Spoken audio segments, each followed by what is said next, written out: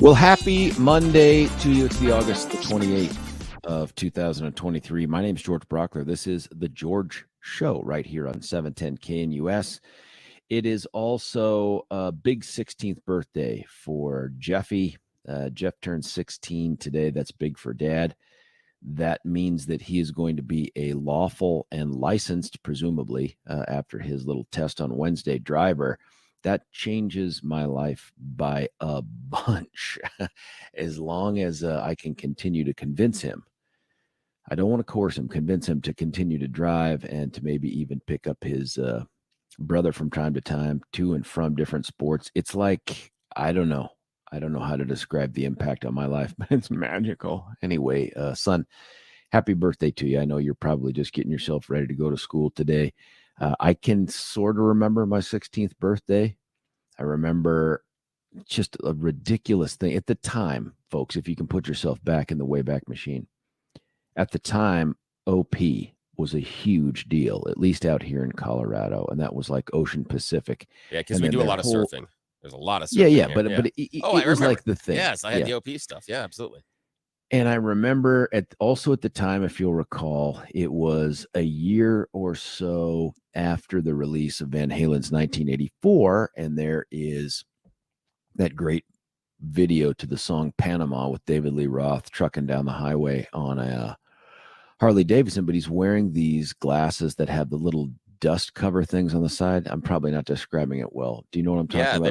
Yeah, they were there for hikers, but yeah, they're called gator glasses or something else like that. Something like that. Yeah, they had little things on the side. Yeah. So I remember at age 16, I got the Vans, the classic black and white checkered Vans. Yeah, I think everybody starts out the black and white checks. Did you? Yep. Now, what was your next pair after that?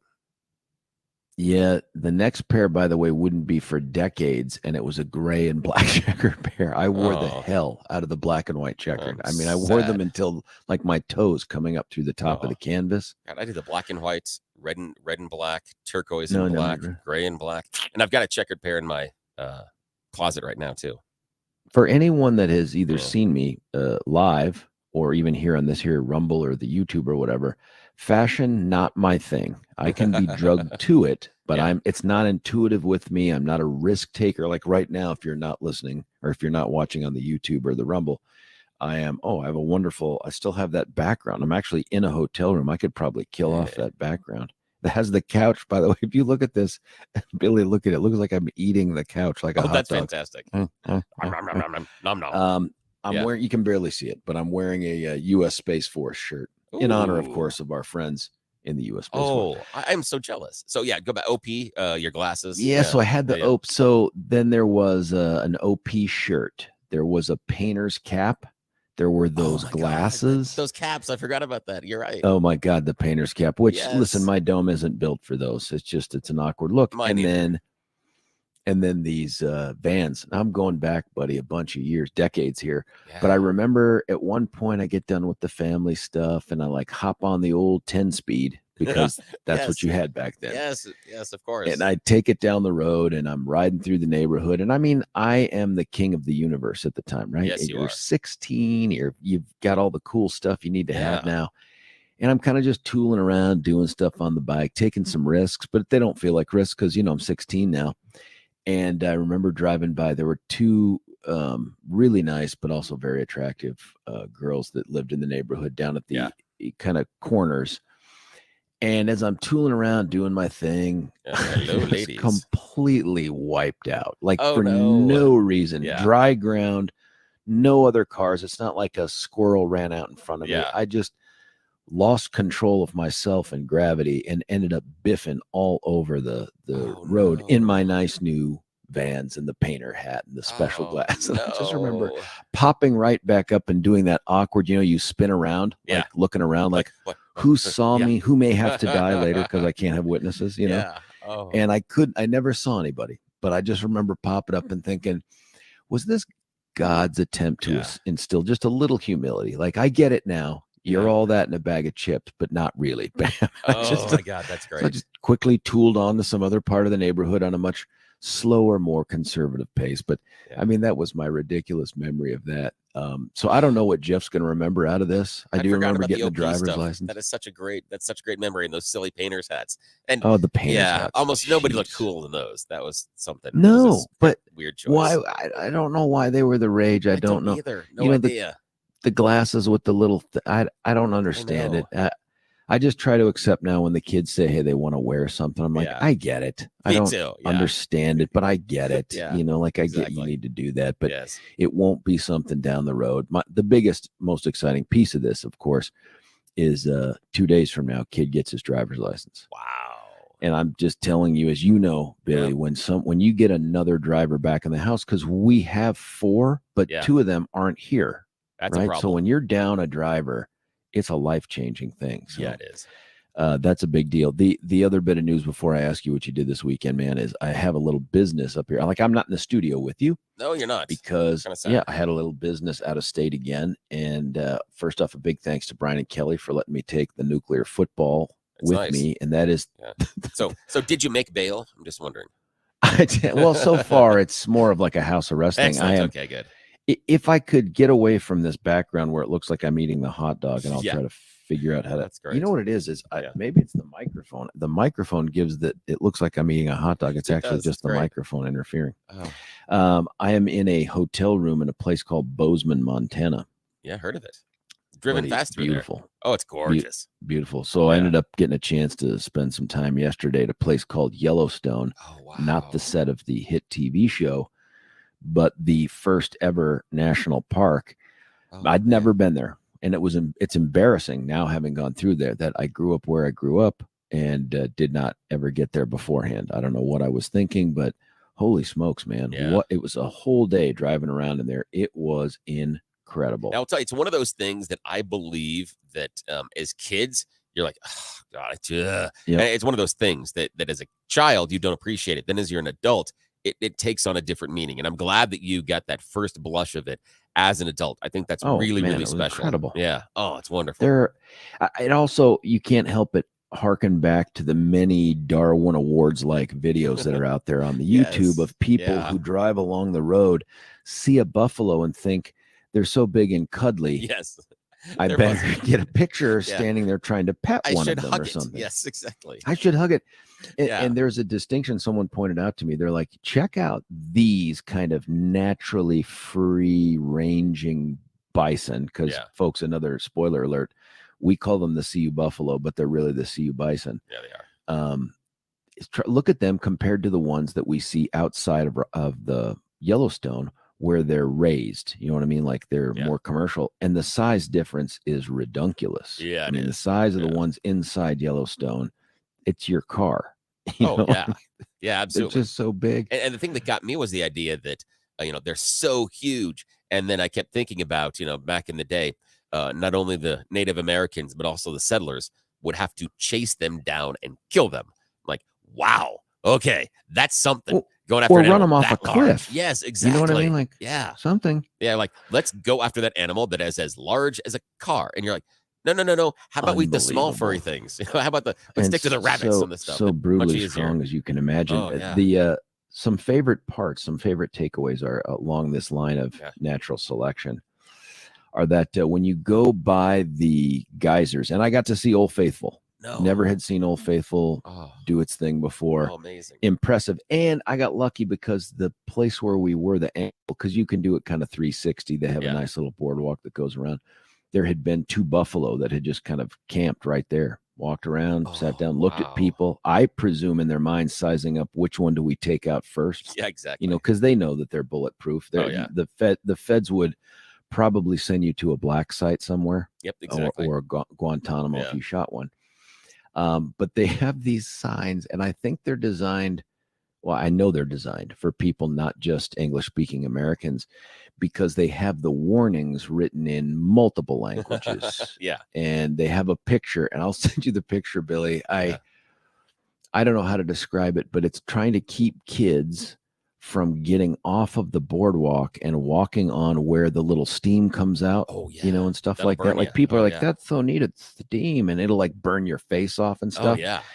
And they have a picture of a kid who's horrified, who steps on something that seems to give way. And he's like falling into what I imagine to be surface of the sun, hot molten lava or something.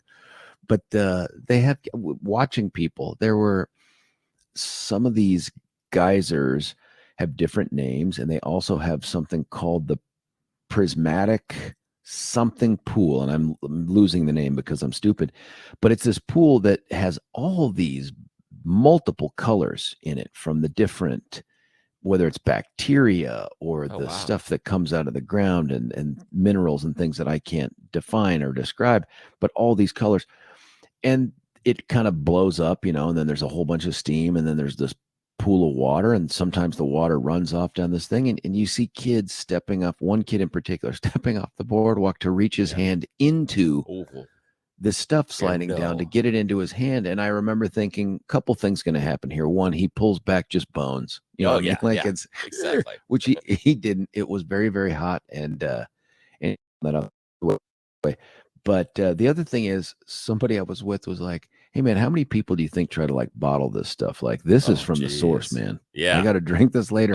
The amount of, they have the stuff surrounding the pools are called the bacteria pads, and they have signs that say don't step on the bacteria pads. My God. I'm thinking there will be people out there who drink this later on who are like, this is the good stuff, folks. This is that geyser water. This is healthy. Geyser water is the best water. It's going to keep me young and turn my insides into a geyser. I think it's one of those Gwyneth Paltrow things that she's selling on her stupid website. It could be Goop. Yes, this is where the name Goop came from. And then got a chance to see some waterfalls and some there's the lower basin one and the upper, and all in all, it was what a beautiful place. And now I feel like, well, now I've got to go see some more. I've seen, I think, all of them except the one out in Gunnison in Colorado. But man, impressive stuff. Really impressive. That's wonderful. Stuff. Much better weekend than I had. Well, let's hear it then, because I imagine you didn't get to go see a national park. I did not. No national parks, no geysers, no buffalo. Some man-made geysers. Yes, exactly. There were some man-made geysers. Disappointing weekend for my soccer team. We managed to lose. We were up one man. Liverpool, their center back, Virgil van Dijk, got red carded in the 30th minute, and we're up a man. and we managed to blow it in the final 5 minutes. Yay, team! Oh, what does that mean? What does that look like? Blowing we lost 2-1. We were up 1-0, and we go up a man. We have one extra player on the field, and they managed to put 2 goals on us in the last 5 minutes, and it's ridiculous. But it's humbling because I'm happy because it keeps us away from, hey, maybe we're challenging for the top 4 spots in the Prem. No, we're not. No, we're not that good yet. We've been humbled the last 2 weeks. And on the other side, both my brother's team and my son's team won. And they reminded me of that roundly this weekend, that they won and I'm a giant loser. So, yeah, that was nice. Did go over to my family. Yeah, went over to my mom's house. They had a neighborhood garage sale. So I was over at her house at like 7, setting up stuff with her. And that was good. She moved a lot of stuff. It was a lot of older cameras. My father had collected some old Kodaks and Brownies and some other stuff like that. Not the kids, the cameras. So, because that would be awkward. And she was able to move a lot of those things and some other. There's some old there's some old sale items and things like that, like traveling salesmen, examples of some old furniture and ovens and stoves and things that were really kind of cute. Those moved, so she made some money. But the big thing is we were able to reorganize some of the stuff in the garage afterwards, and so I gave her some more room getting in and out of the car so she doesn't run into the freezer that's in the garage. That's been worrying me. So did some other stuff around the house with her, and then it was cleaning yesterday and a lot of radio. So again, my weekend was mostly never ends for me. Yeah, I know, lots of laundry. It's amazing how many clothes the kids in the family wear. So yeah, it was rather boring and pedantic. That doesn't sound like a very great weekend in comparison either. I feel like I should have asked you first, so I didn't come in over the top. I know, no, but I'm so I didn't jealous. even talk about the. Oh, sure. Now you're rubbing it I didn't even talk about the hiking up something called the Sacagawea Peak and then drifting on a inner tube for about 2 hours on a ride. I didn't even talk about those things. And now I'm not going to because it would just be rubbing salt in the wound. I'm beginning to hate you a little bit. It was so some places I go to do these things, there are far less outdoorsy things to do. Oh, I'm so happy for you. It's vicariously I'm living through your week, and I think that is fantastic. I'm so happy. That is wonderful. It was fantastic. If you have to be away from the fam, that's a great thing to do. So yeah, listen, and there's just some things of course all I'm thinking of is could I get the boys up here? Yeah, exactly. How do I get them up here to do this? And would they appreciate it? Like, I'm thinking if I'm 16 and I'm wearing the ridiculous painter's cap in the van, am I piling into the car with dad saying, yes, let's go up and see these things? I just don't know. Or if it's just like all they're thinking about is how do we get back to the hotel and the pool or something. That's exactly it. That's the problem. You just don't appreciate it when you're the kid. So yeah, that's a problem. I don't know, but you got to make the most out of it. And most of the places I end up going don't have this. Like there's great cities I've been to, but there just isn't this kind of a thing. So Montana is special. Colorado's beautiful. Montana's special. Montana's really, really, really pretty. It's one of the places that in the elder years I would consider, if it wasn't for the winters, and consider settling there. The winters, buddy, is brutal. That's brutal. Yeah, brutal. Speaking of weather, nice segue right into that. Today, there's a picture of a sun and cloud and lightning bolts and rain, like all of them right there. The only thing missing is snow. It says few PM storms, 78 degrees. Tomorrow, we jump up about 9 and get mostly sunny. Lightning bolts are gone. They don't come back until Saturday or Sunday, just in time for baseball. And it's going to be 87, 95 on Wednesday. And then after that, nobody really knows. They're just making it up. So it looks like we're on a steady climb back up into the 90s. I don't know how else to describe this. We're in late August, folks. Like it's going to be crazy. Monday is Friday, September the 1st? No, it's Saturday or Sunday, because I think Friday or Saturday is the 31st. I think. But again, math is hard. The 1st. Sure. I feel like we'll Friday's go with the that. 1st. Why not? I'm not even looking at the calendar. I didn't even until I looked up today. I'm like, oh yeah, it's the 28th today. Didn't even realize. That's how much of a blur my life is at this point. I don't even.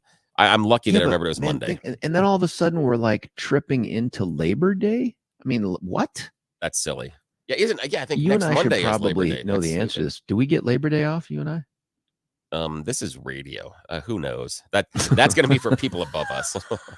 Who knows in this business? We're going to do Christmas, while opening packages. Yes, we will. Great. Yeah, that's exactly it. And it's weird because it's one of those things that I learned early on in radio is I had worked other jobs, and you're like, holiday pay and days off. And then I start working in this silly business, and they're like, oh, no.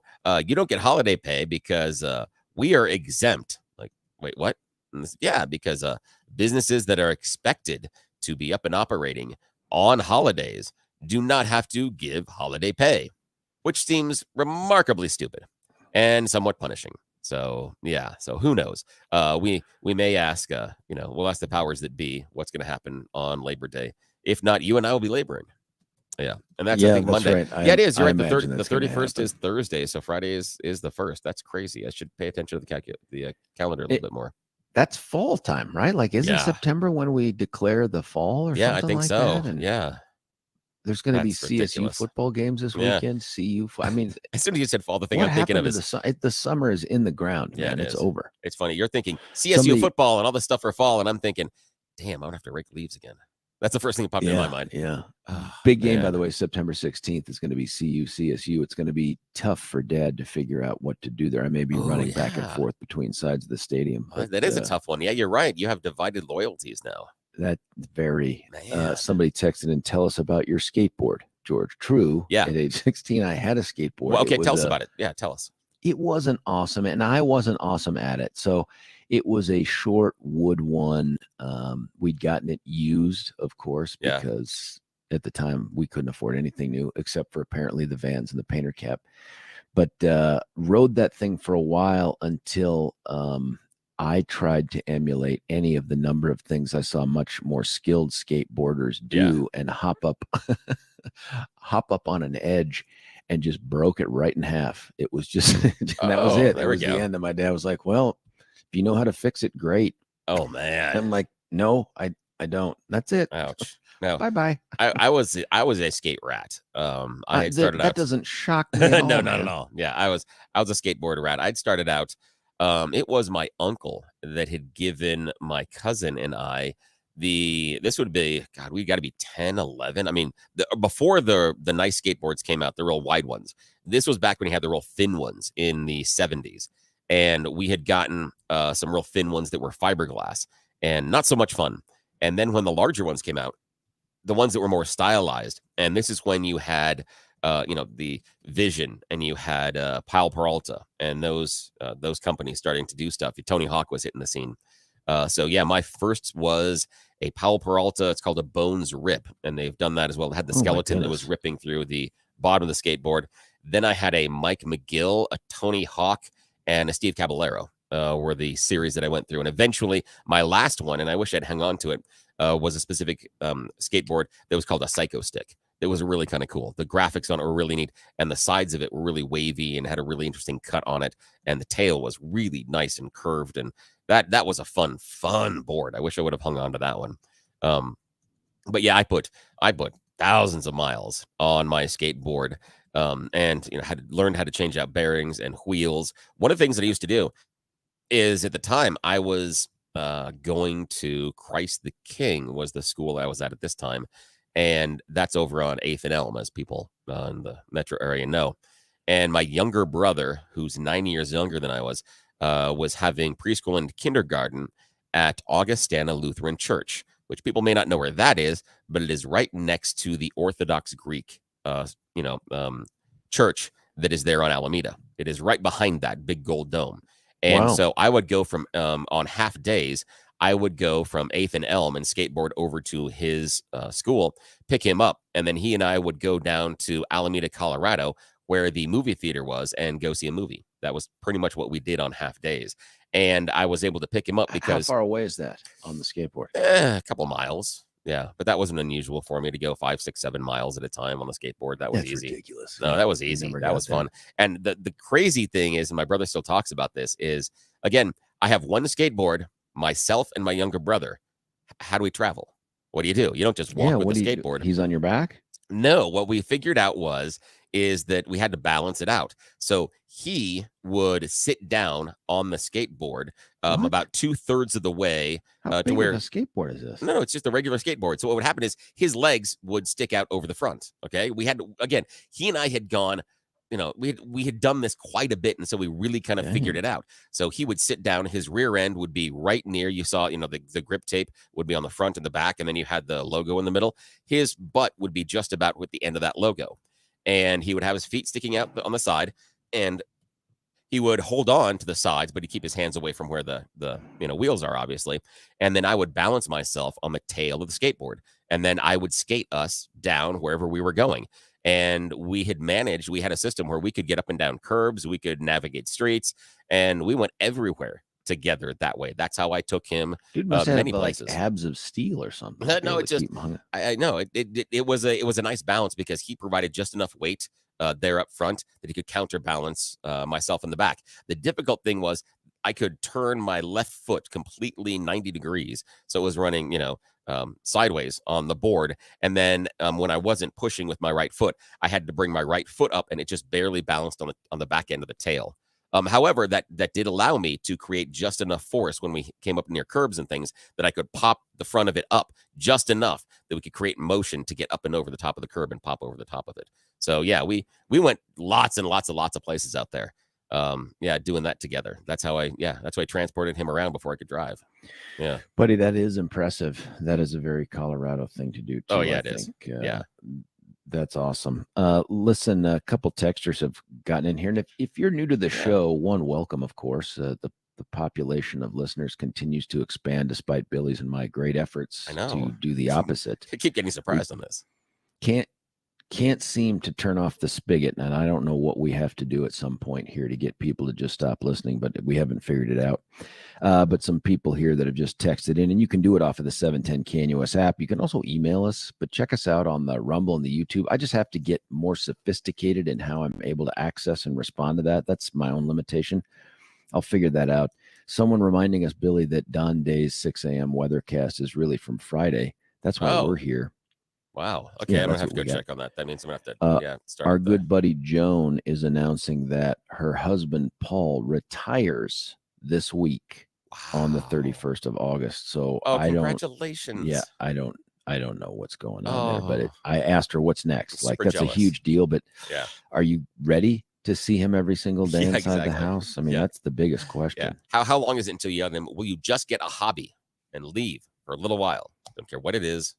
Just do something outside the house. Well, there's a story about Orlando Franklin in the paper this morning. I think maybe it was yesterday. Former right tackle, I think, for the Broncos during some of the great years. And dude retires from the NFL, and within 2 weeks, this is according to the story, his wife's like, "You got to get out of the house. I don't care what you do, but you can't be here anymore." And so the dude drops 115 pounds and ends up becoming a radio guy on the Fan. Yeah. And then now does some ESPN stuff. I'm like, yep, that's it. I hope, Joan, your husband's ready to drop a bunch of weight and get into ESPN. Yes, it sounds like that's where it's going. That's wonderful. That's why Mark Schlereth ended up acting and stuff afterwards. Same thing, too. Get out. He was in movies. I don't know if he was acting. He was in TV and movies. Fair enough. That's true.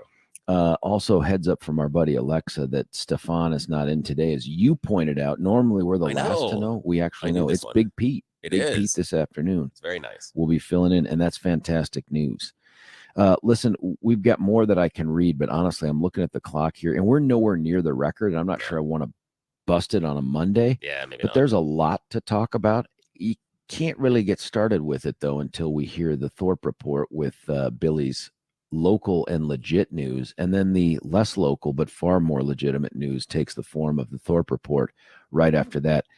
If we're going to enjoy it, we have to have a break. In fact, we have to have a couple of them. Let's enjoy one of them right now. Stick around. It's me, George, on The George Show, 710 KNUS.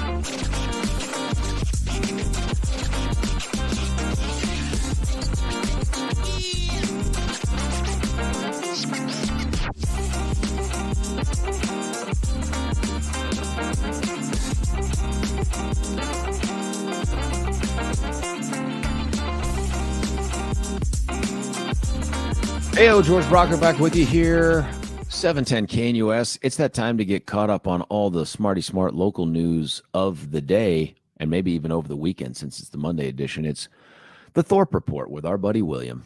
Hey, thank you. Although it's a lot of pressure when you introduce it saying smart. It is. I'm setting the bar high early. You really are, especially on a Monday after me and the calendar issues we had. Okay. Well, good morning, sir. We got a weak cold front that's going to usher in some cooler air today, as you talked about. Highs in the mid to upper 70s. Warmer, drier air returning starting tomorrow. Then we're going to get into the mid 80s. Expect a hot and dry couple of days, maybe 90s for the rest of the week, but they really don't know. Return of monsoon moisture is probably going to bring back a chance for showers and thunderstorms across our state for the weekend. 3 people were taken to the hospital after a shooting in Denver on Sunday evening. That's according to the DPD. Police say the shooting happened right around 5 p.m. near the intersection of 40th Avenue and Lipan Street. That's Denver's Sunnyside neighborhood. Not so sunny last night. They said 3 victims taken to the hospital. Unclear how badly they were hurt, but they were shot.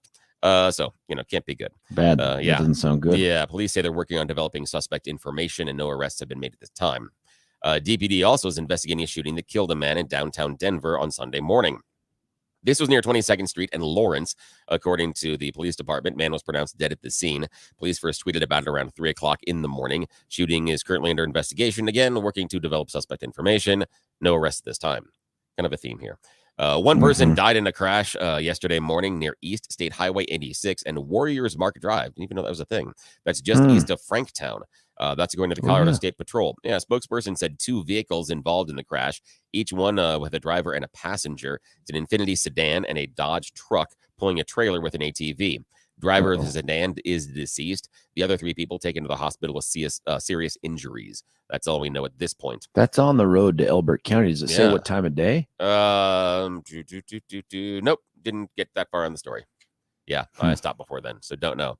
Local teacher and community organizer has been chosen to fill a state House seat in Northwest Denver.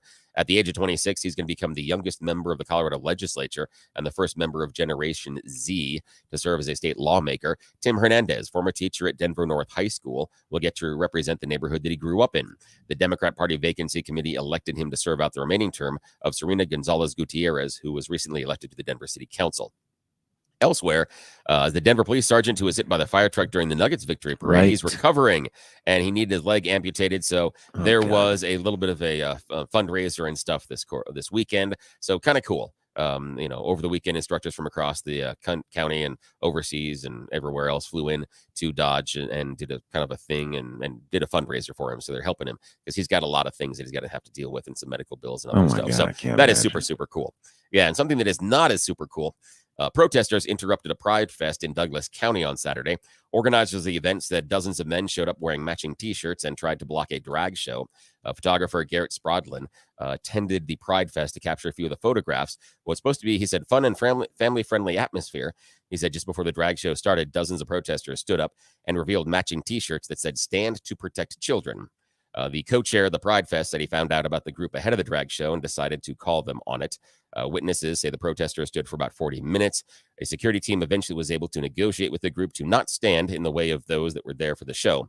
And yeah, I understand. They stood up there and in their shirts and they were protecting the kids because, as we know, kids either seeing or performing drag shows are routinely in the streets of Denver dropping dead because that's the drugs. That's right. Did it? Yeah. Go ahead. Did it say how many folks were there for it? I mean, no. I mean, I don't know. I saw pictures and maybe 100 or so. I don't know. I mean, not a lot of people. I wouldn't say it was thousands. And so, but again, I didn't see a lot of crowd shots. But I understand why this is a concern because we have. But this was a weekend thing? Yeah, it was a Saturday thing. But I know it's a concern because we constantly have our kids having school safety drills because drag queens are coming into the schools and that's the mass shooters. I know that there are kids that are much more depressed and they're committing suicides all because of watching drag shows. No, sorry, that's other things that people are doing on social media. I do think that parents have the absolute right to shield their kids from stuff like that. But this sounds like an event that parents brought their kids to. And they've already made the decision. I know. And the other part is, and all over downtown Denver and elsewhere here in the suburbs, we have all these massive homeless drag queens because of the drag. No, sorry, that's not it either. So again, if your concern is to show up at a drag show with a T-shirt on to protect the kids, I think you've lost the narrative of the play, you idiots. This is stupid. I just think protecting the kids from decisions that their parents made sounds like the kind of thing that government does when it shows up with a GAL or something like that. But I know better than you do. Idiots. Yeah. Listen, if I had decided to take my kids to go see Barbie or something, I know that's an extreme example. And some people are like, hey, you shouldn't see Barbie because it's all about male bashing or something. I'd be like, I really appreciate your input, but not in this setting. No, How about, email me or something? Exactly. Or catch me when I'm parking. But, I please know. don't stand up. Thing.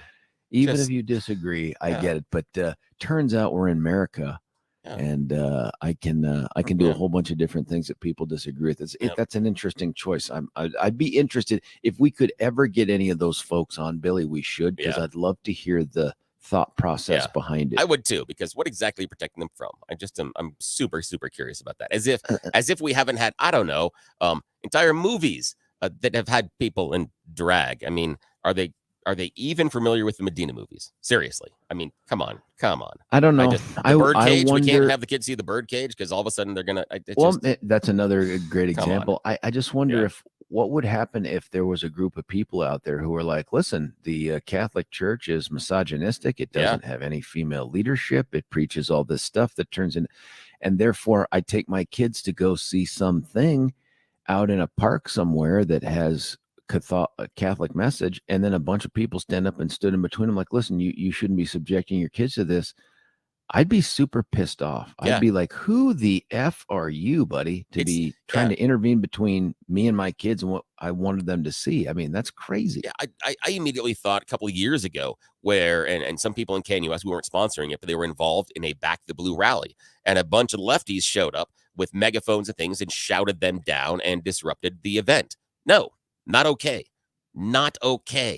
That's just, there are different ways to do it. And there was also some sadness elsewhere in Bronco land. We did win, but then several of the Broncos learned that their football career here in our Mile High City is over. Kendall Hinton, who had a combined 39 catches the past 2 years, is one of the 5 cuts the team made on Sunday.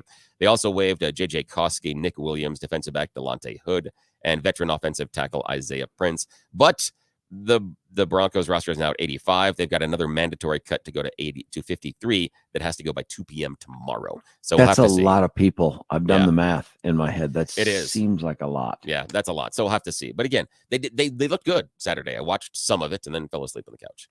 But I didn't get a chance. So I monitored it on the ESPN app, of course, and I was thrilled to see the different things that were taking place. But did Russell Wilson take any snaps? No. And we had the second quarterback, I forgot his name because I'm not Sid Hartha or something. Something like that. But he looked decent, and there were some nice plays on defense.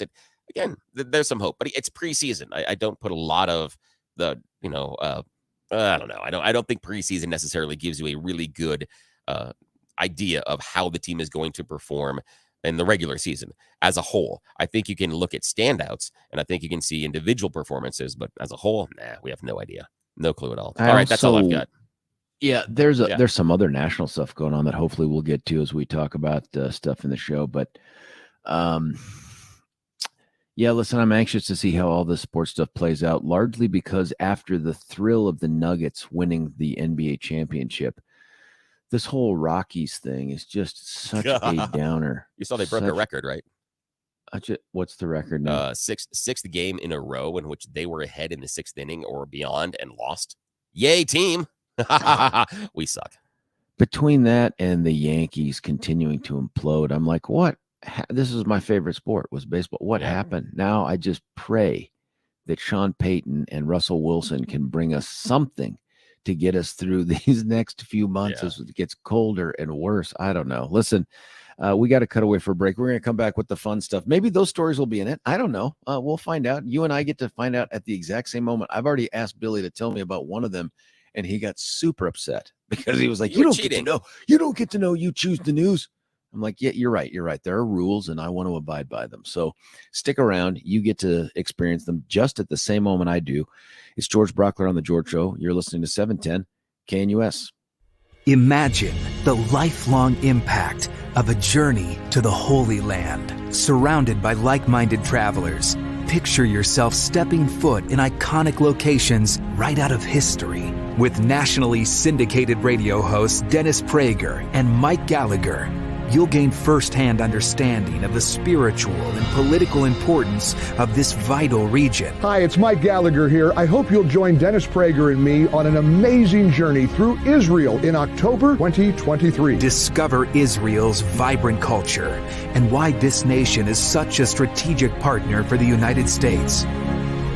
Join Dennis Prager and Mike Gallagher on this life-enriching Israel tour, October 25th through November 3rd, 2023.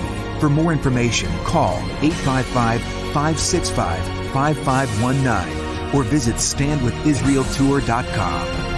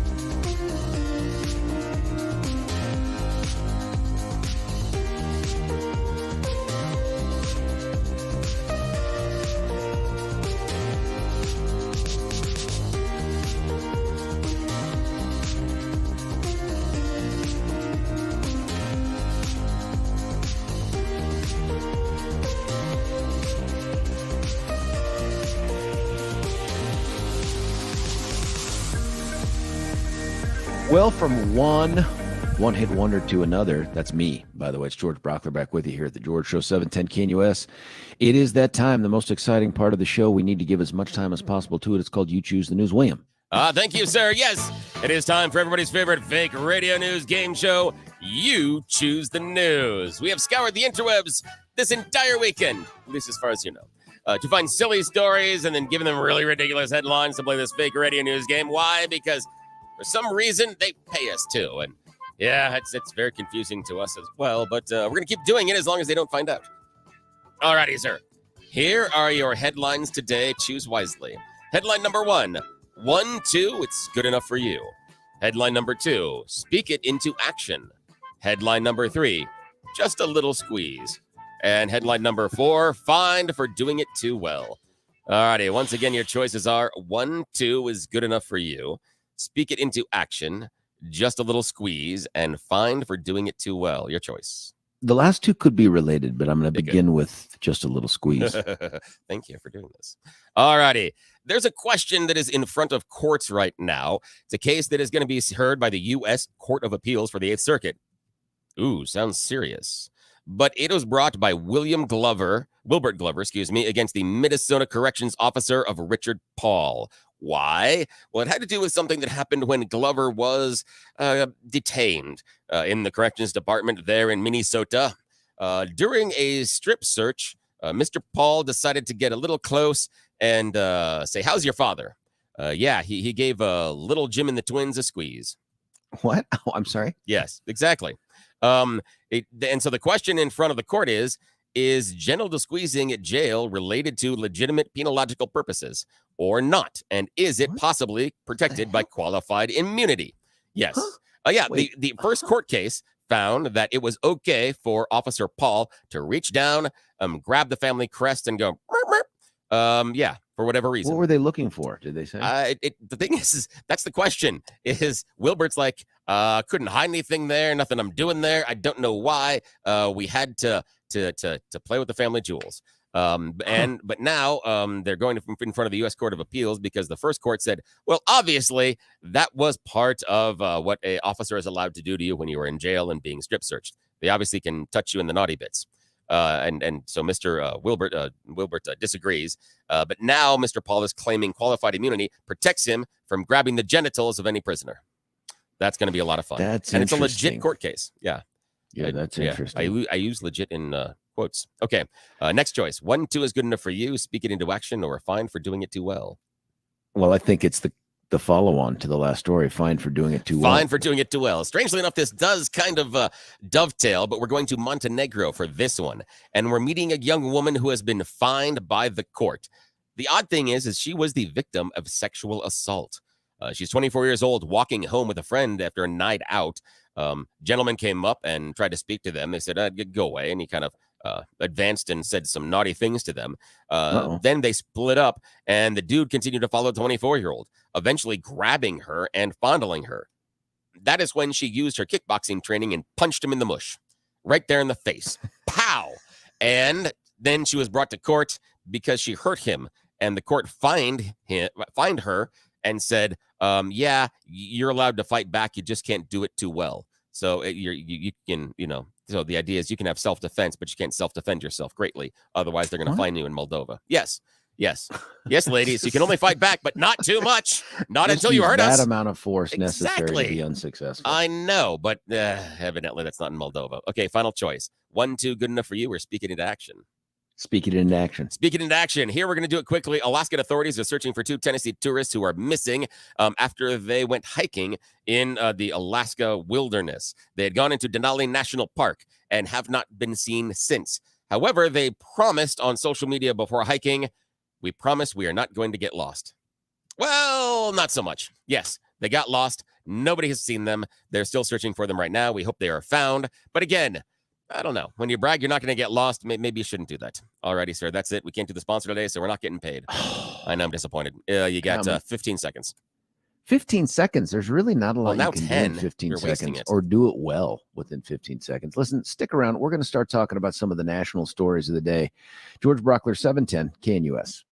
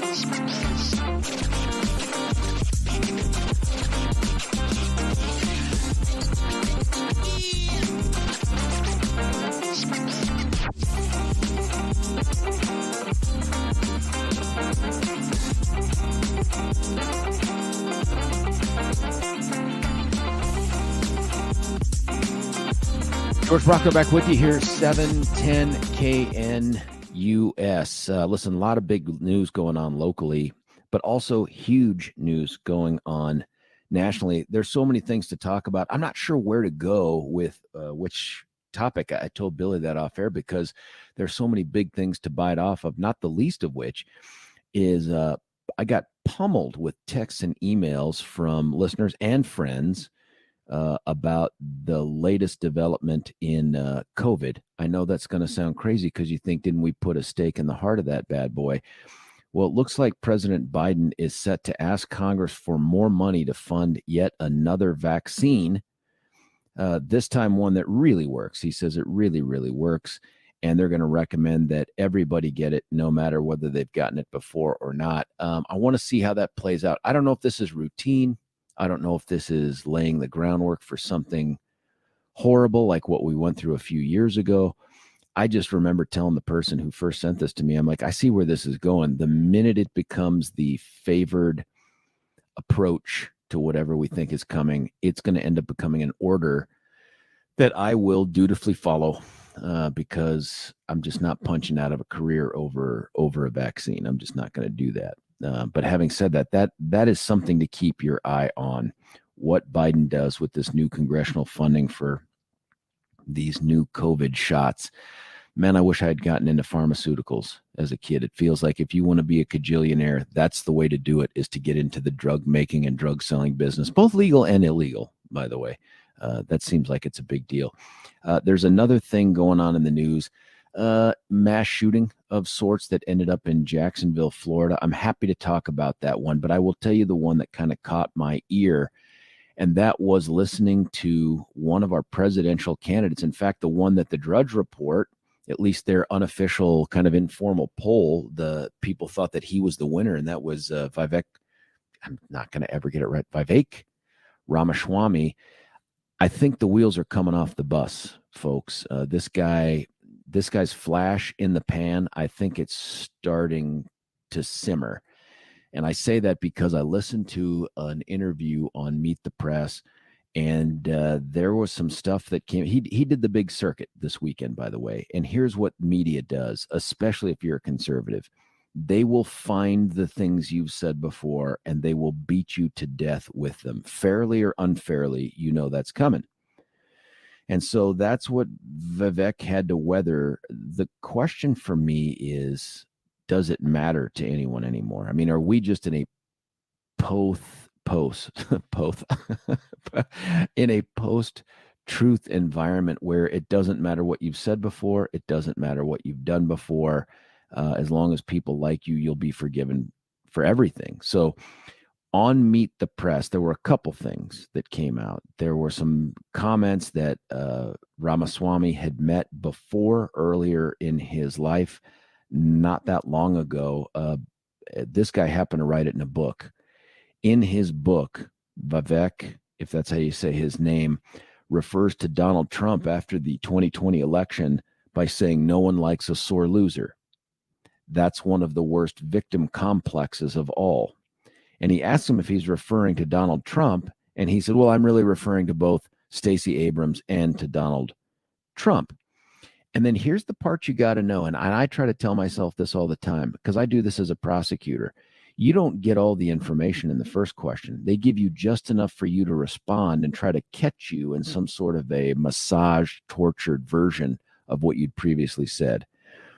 And then after Vivek bounces back with, no, I was talking about both Stacey Abrams and Donald Trump, which, by the way, means he's calling Donald Trump a sore loser. Then, of course, Chuck Todd, who I'm no fan of, man, but he moves in for the kill. Here's the quote. In fact, if we had this sound, I'd play it. The Republican Party seems to be moving towards the position that any races it wins are legitimate and any it loses were stolen. It's just the preferred conservative brand of victimhood, a knee-jerk kind of sore losing more common to playgrounds than great republics. And then with nowhere to go, Vivek says what you'd have to say in that situation, which is, Chuck, I stand by everything I said. Dang.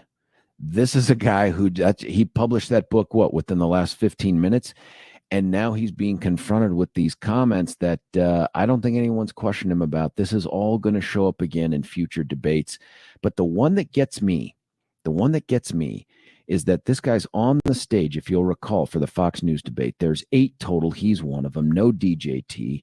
And everybody is asked about their opinion of Mike Pence's approach to certifying the election and whether or not they agreed with what he did and all that other stuff. And Vivek always has this nuanced view of just about everything, because that's what you do when you don't have a core set of values. And it's very difficult for me at this point to figure out what are his core set of values. Guy's given a bunch of money to a bunch of lefties.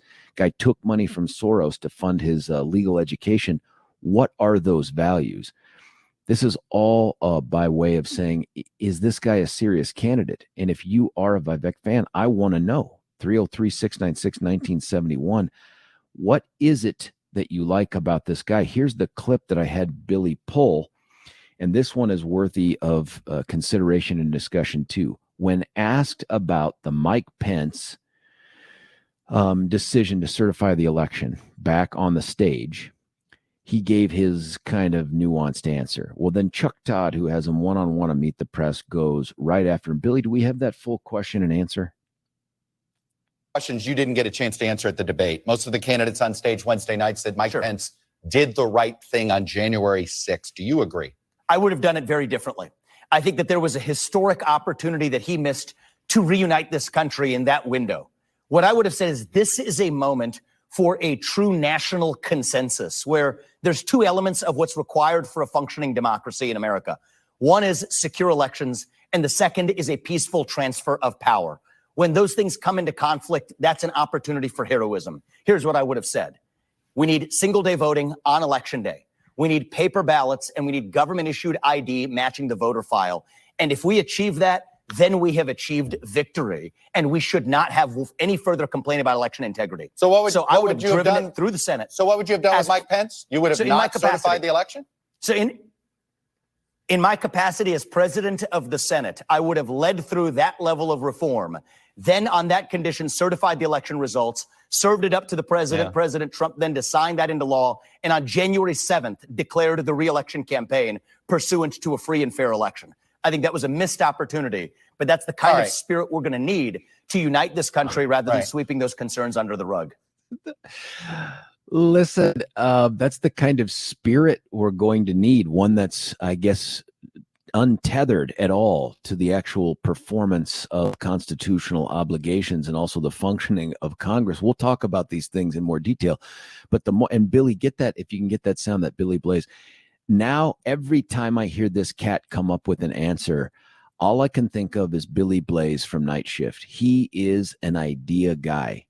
And the ideas don't have to be anchored in reality. They don't have to be anchored in the law. He's just a Mr. Fix-It kind of guy. Like, no wonder this dude is at the top of some companies. You know how there's some CEOs. They don't have to be the operating officer. They don't have to be the financial operating officer. The CEOs tend to be the idea guys.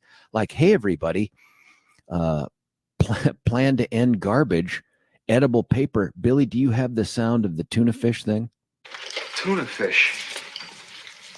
What if you mix mayonnaise right in the can with the tuna fish? Hold it. Wait a minute, Chuck.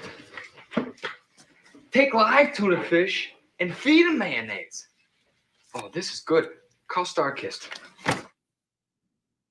Now listen, that's this guy. This guy is an idea guy. And here's what his proposal is. He says it was a missed opportunity. And I want you to just think about what he means by this. He would have held hostage the certification of the votes for president. And by the way, he has said, and he goes on to say in other answers, I don't see any reason to question the validity of this election. I didn't see any fraud at such levels that it would call into question the outcome. Now, one, if I'm Chuck Todd, I would ask the question, well, where did you actually see voter fraud first? And then we'll talk about the impact on the election. But this guy was going to, having acknowledged that, say, hey, Congress, I'm going to withhold the certification of the duly elected president of the United States because he thinks they were duly elected until you bend to my will, until you give me. And by the way, bending to his will means, and this is the vice president whose constitutional powers are pretty limited, right? He's going to get them to hijack voting across the country. Now, I don't know if you recall H.R. 1. H.R. 1 was a congressional attempt to hijack voting across the country and to take away the state's ability to conduct their own damn elections. And it was going to federalize virtually everything in the name of uniformity, in the name of efficiency, in the name of equity, all that stuff. This cat has just come out and said, we don't need to actually have Congress debate on it and vote on it. By the way, it never passed in the form it was offered. He's just going to do it himself. So he's going to show up to the Senate as the president of the Senate and announce, I will not certify the election for president until you give me these things. Raise your hand if, one, you think that's workable, you think that would be successful, and two, raise your hand if you think if it were successful, it wouldn't be used every 4 years. I mean, can you imagine, like 4 years from now, what happens? Let's say Donald Trump gets elected and he's going to be reelected, or now it's going to be President DeSantis or President Haley or whoever. Can you imagine the outgoing vice president saying, I'm not going to certify this election until you give me these things? Folks, that is crack smoke crazy. It is reckless. It is ignorant of the role the vice president plays in this process. It's also ignorant of how the Senate works. But what it is a good idea. It's just a good idea. And Ramaswamy has revealed himself now to be a super opportunistic, super successful, super rich idea guy. He just comes up with ideas. Tell me how you think this would work. You think the Senate, you think even Republican senators are going to be like, yes, you can tell us what to do because you're the vice president. And you're going to hold hostage the certification. Yes, we'll do exactly what you say, Vice President Ramaswamy. Unbelievable. 303-696-1971 is the number. Jack's on the line, and you can call him. You can call us too and have this conversation. 303-696-1971. I think this guy has just been revealed to be a crackpot.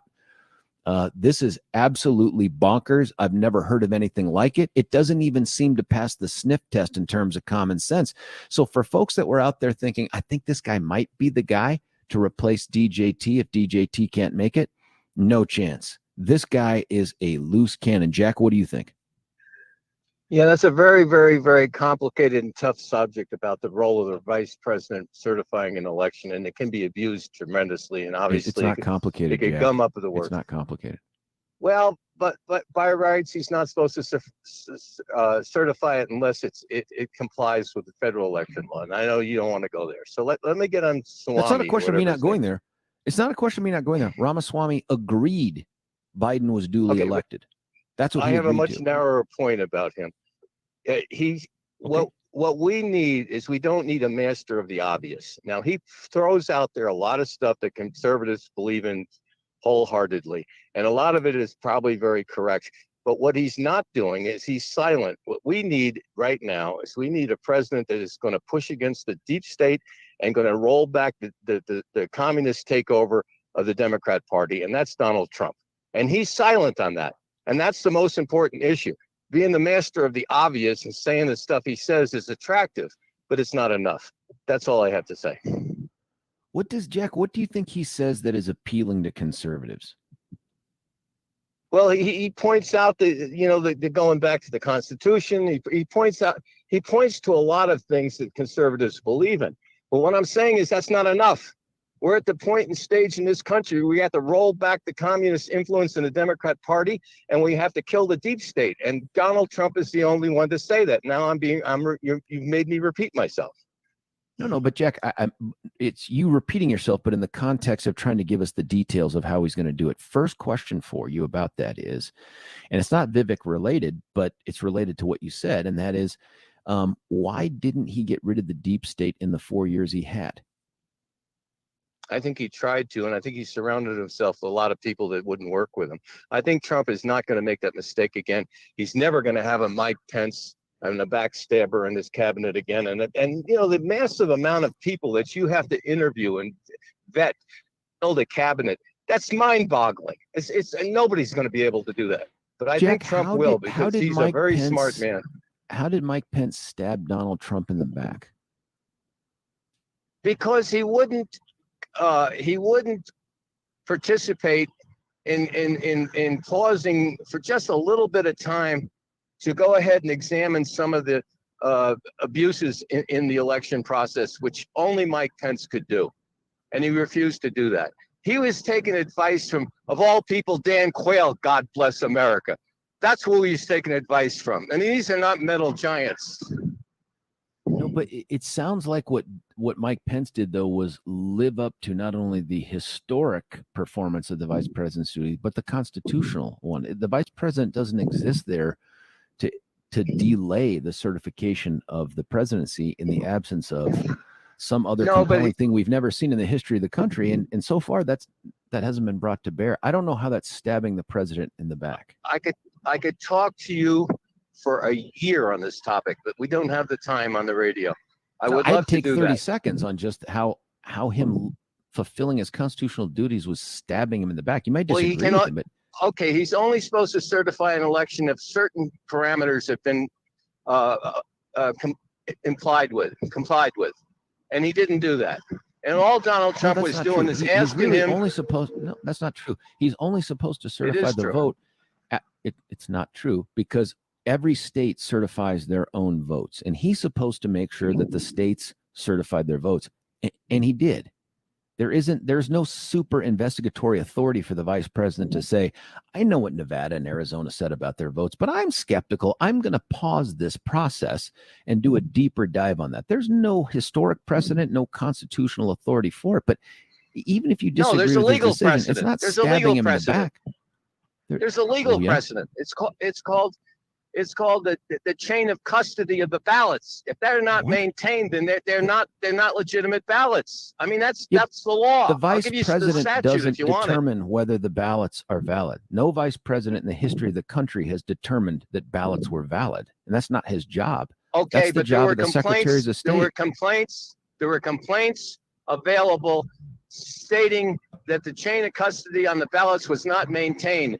That said, he should have paused it long enough to have some proof on that argument one way or the other. And that's all Donald Trump was asking him to do. And he didn't do it. No, but there's just no chance.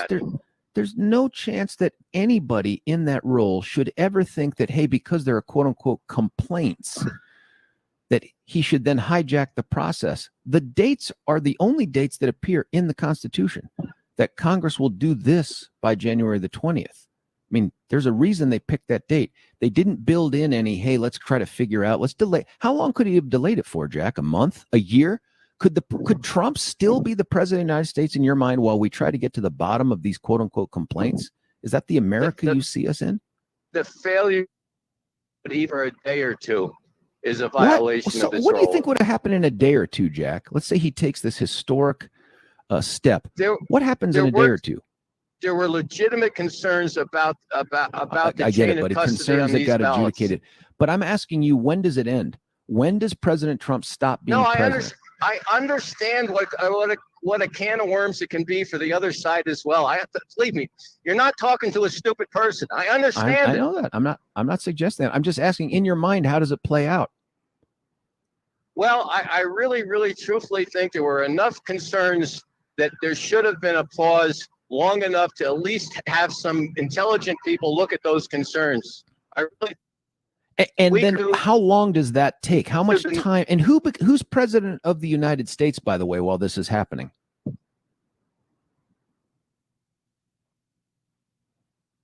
Jack, I mean, who's president while we're getting to the bottom of these complaints? You don't have, if you don't comply with federal law, period. End of story. Buddy, first off, you're conflating the idea of following federal election law with following the Constitution of the United States that says a president will be sworn in on this date. That's something that's going to trump, no pun intended, federal election law all day, every day for eternity. That's just how it's going to work. You're right about that.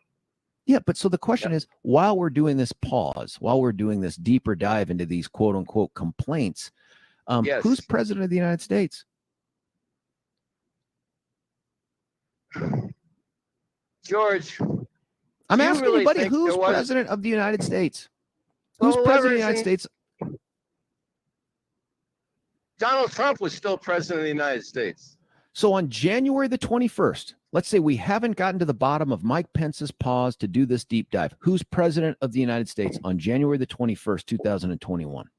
Well, Donald Trump would still be president until a legal election put somebody else in the office. And I'm saying it was a legal election. You're saying there were some concerns and complaints. No, it wasn't a legal election.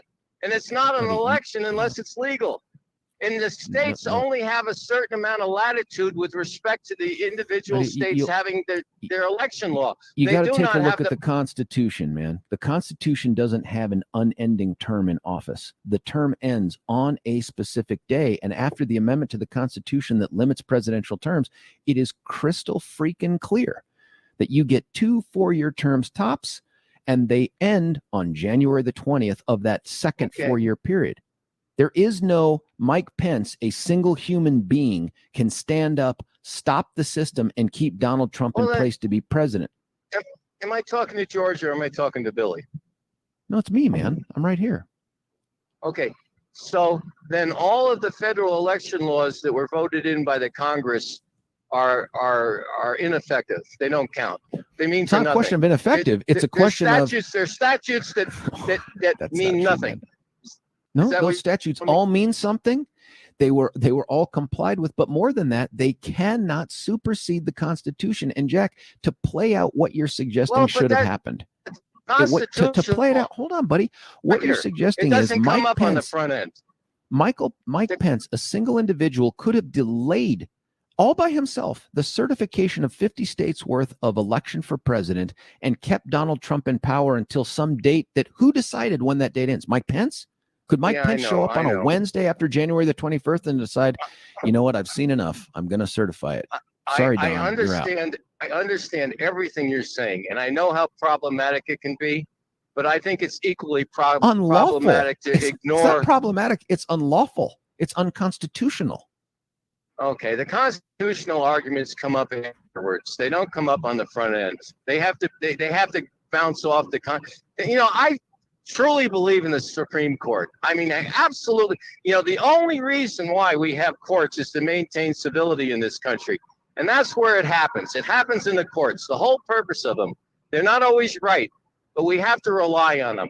And what you're doing when you do what you're talking about is you're not letting it get to the level where the Supremes can make the decision on it. You're short-circuiting. Hold on, Jack. Are you suggesting then that we should have acted in a way that is so clearly contrary to the words in the Constitution and historic precedent and just bank on the idea that we can keep Trump in place as president until the Supreme Court decides, nope, it really was unconstitutional. It was that obvious. I mean, it would be a 9-0 vote, man. It wouldn't. There'd be no dissenters.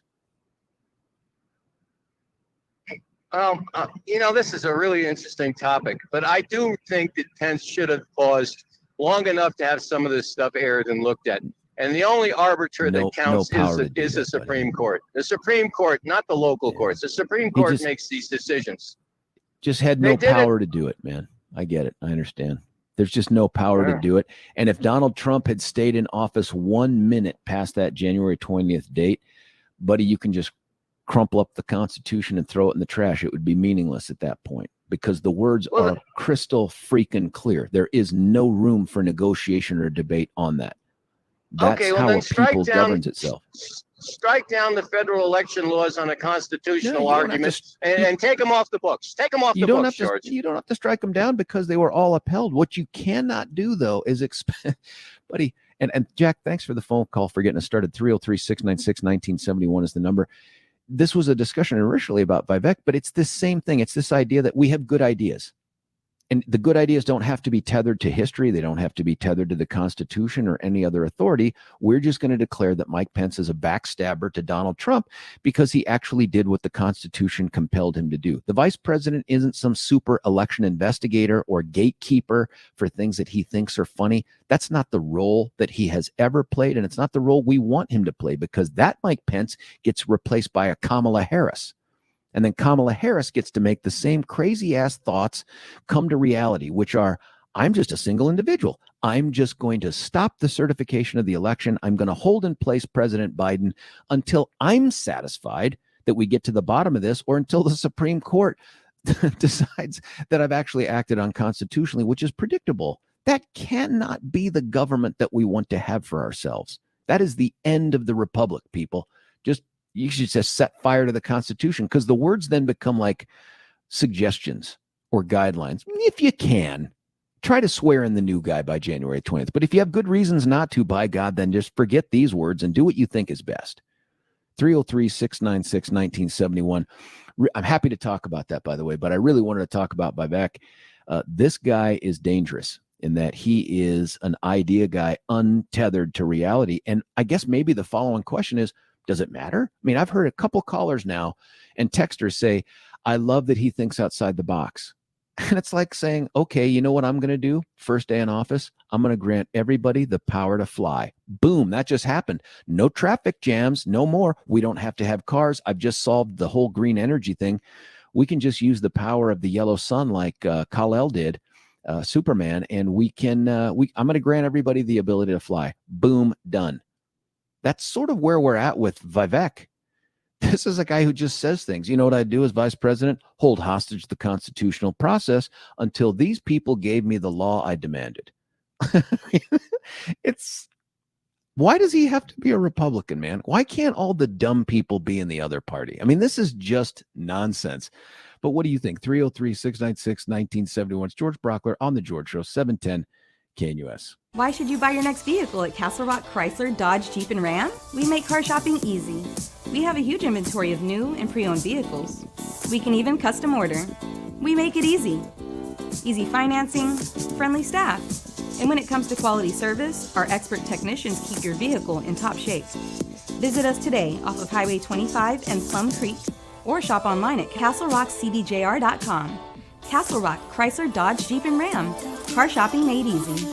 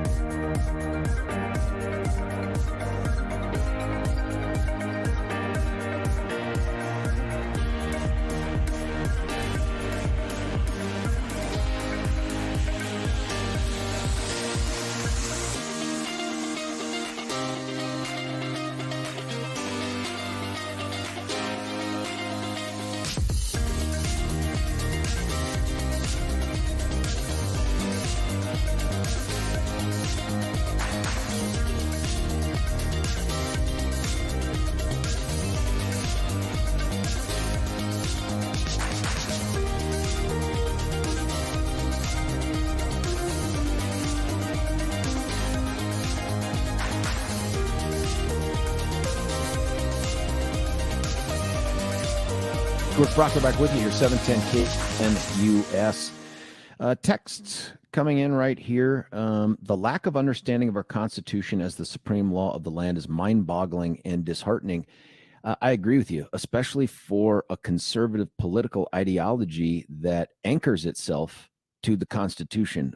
We use that as our touchstone. It turns out it's just now a punchline. It doesn't actually mean anything to some of the people in our party. Joan says, liking the Vivek rant, nice to give the Trump rant a break.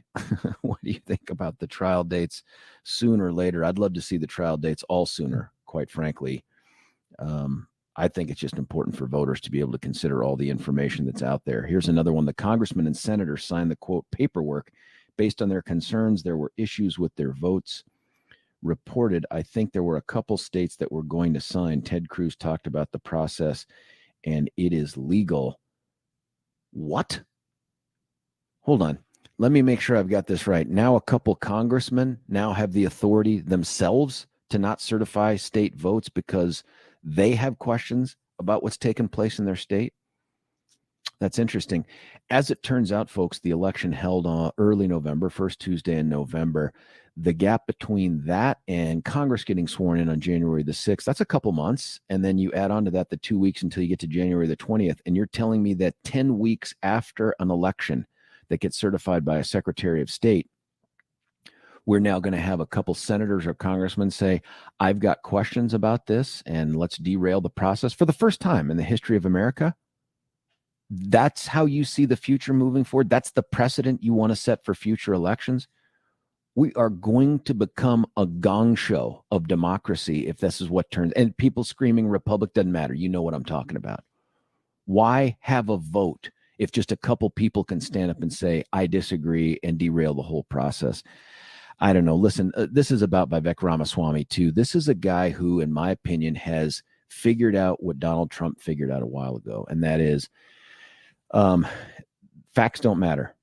Truth doesn't matter. What matters is emotion. What matters is getting people stirred up over the possibility of something to help right their wrongs. And so this guy is just a straight up idea guy. He just says stuff. He is Billy Blaze. And then he says things and then tries to put spin on them that make them seem like he either didn't say them or they mean exactly what he means, but not what the interviewer is asking. Here's an example, something that I started off the top of the hour with, but Billy's found the sound from Meet the Press. This is Chuck Todd talking to Vivek about his book. And that's my commitment. All right. Again, from your book, No One Likes a Sore Loser. That's one of the worst victimhood complexes of all. Are you referring to Donald Trump? I referred in that chapter both to Stacey Abrams and to Donald Trump. And I think that the answer is we need leaders who ultimately stand for victory over victimhood. We did have a victimhood culture that started on the left in this country, the oppression hierarchy. My worry, Chuck, is that that can spread to the right. And the way that this so-called culture war will end is not with a bang, but with a whimper, where each side imitates the methods of the other. That related even to some of our earlier conversation on seeing each other based on the color of our skin. I think that is deeply divisive. What we need in this country is to revive the shared ideals that unite all of us as Americans. The pursuit of excellence, meritocracy, free speech, the rule of law. I genuinely believe, Chuck, that most Americans, regardless of black or white, red or blue, share these ideals in common. And that's what I'm reviving. I understand that. But again, let me go back to quoting you. The Republican Party seems to be moving towards the position that any races it wins are legitimate and any it loses were stolen. It's just the preferred conservative brand of victimhood, a knee-jerk kind of sore losing, more common to playground than great republics. You seem to, at the time you wrote your book, believe this was potentially damaging to the rule of law. This was not a way to have a democracy thrive. And you're now speaking in a way that gives essentially a permission slip to election deniers to believe there's some truth to something that you yourself have yet to find evidence of. Chuck, I stand by everything I said. That was a book where 11 of the 12 chapters were dedicated to a lot of left-wing victimhood in this country, but it would have been incomplete for me not to call out my own tribe. And my point is, I don't want to see this in terms of red versus blue. We've created an incentive structure in this country, whoever you are, whatever your skin color, increasingly whatever your political affiliation, to see yourself as a victim. I refuse to see myself as a victim. Hardship is not the same thing as victimhood. We are going through hardship as a country right now, including many conservatives. Hardship is sometimes not a choice. Victimhood is a choice. And so whoever the American is that I'm talking to, I say we do not choose victimhood. We choose victory. That is who we are. Yeah, listen, and I think this is what makes him compelling to some, is that he then takes these horrible things that he has said about Donald Trump and the Republican Party, even if they're true, by the way, very, very good, strong punch that he wants to back away from. I stand by these things, and then quickly shifts to the victimhood talk that resonates with a lot of us, right? But this guy's scary. He's scary because he has figured out that voters don't care about facts or the law. Voters care about emotion. And so he takes a couple facts, he intermixes some claim to want to be in favor of the rule of law. And by the way, how in God's name can a guy who says, as vice president, if I were Mike Pence, I would have hijacked the certification process in the name of getting some legislative victory that I wanted, to hijack the election process nationwide? But I'm all about the rule of law. And I think that most Americans, regardless of color, believe in the rule of law too. I agree with him on the rule of law. That ain't it. Law is not just how you can origami it to get the outcome that you want, or suspend it to get some sort of a score. And by the way, where's all the questioning about what role does the federal government have in our elections? I mean, I am certain I don't want to see our elections run by the federal government ever. Now, you can decry Jenna Griswold, I do, but my God, at least she's a Coloradan. At least she's been elected by Coloradans. I don't want these wingnuts out there in Congress or any of their administrative agencies telling us what is and isn't an appropriate election or how to do it. That's our business. This guy seems completely comfortable saying, I'm going to force one-day voting on America.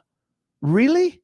How, based on what authority, man? I mean, this guy's understanding of the Constitution is, it's a bunch of words.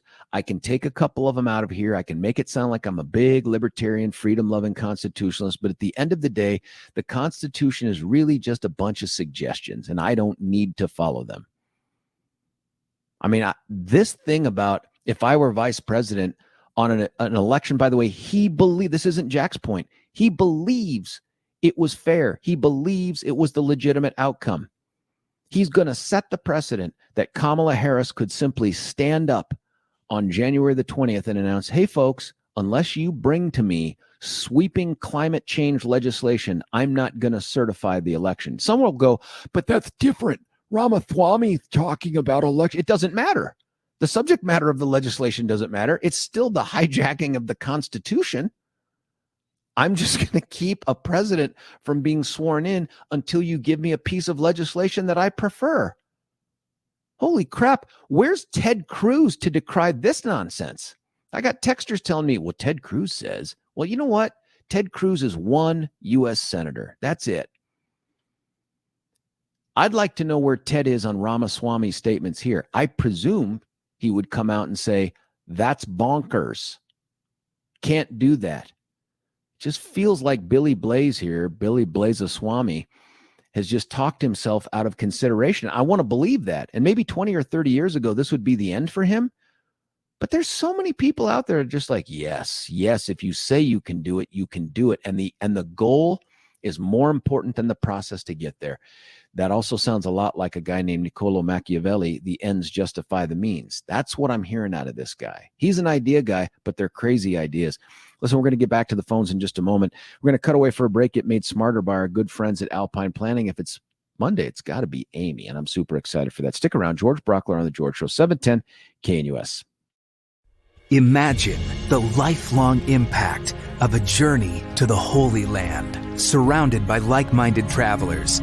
Picture yourself stepping foot in iconic locations right out of history. With nationally syndicated radio hosts Dennis Prager and Mike Gallagher, you'll gain firsthand understanding of the spiritual and political importance of this vital region. Hi, it's Mike Gallagher here. I hope you'll join Dennis Prager and me on an amazing journey through Israel in October 2023. Discover Israel's vibrant culture and why this nation is such a strategic partner for the United States. Join Dennis Prager and Mike Gallagher on this life-enriching Israel tour, October 25th through November 3rd, 2023. For more information, call 855-565-5519 or visit standwithisraeltour.com.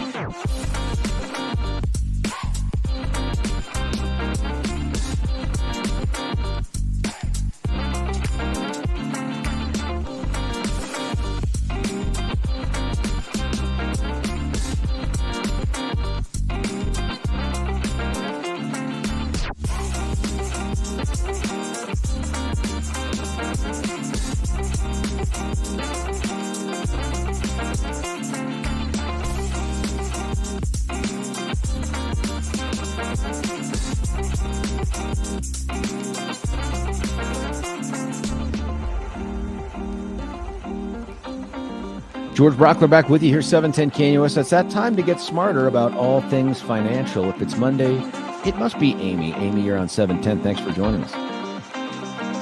Good morning, Mr. Brauchler. What is that? Good weekend? Smashing Pumpkins rocking in the background? Yeah, it was. That's a great jam. God, they were really good. Kind of short-lived, but really good.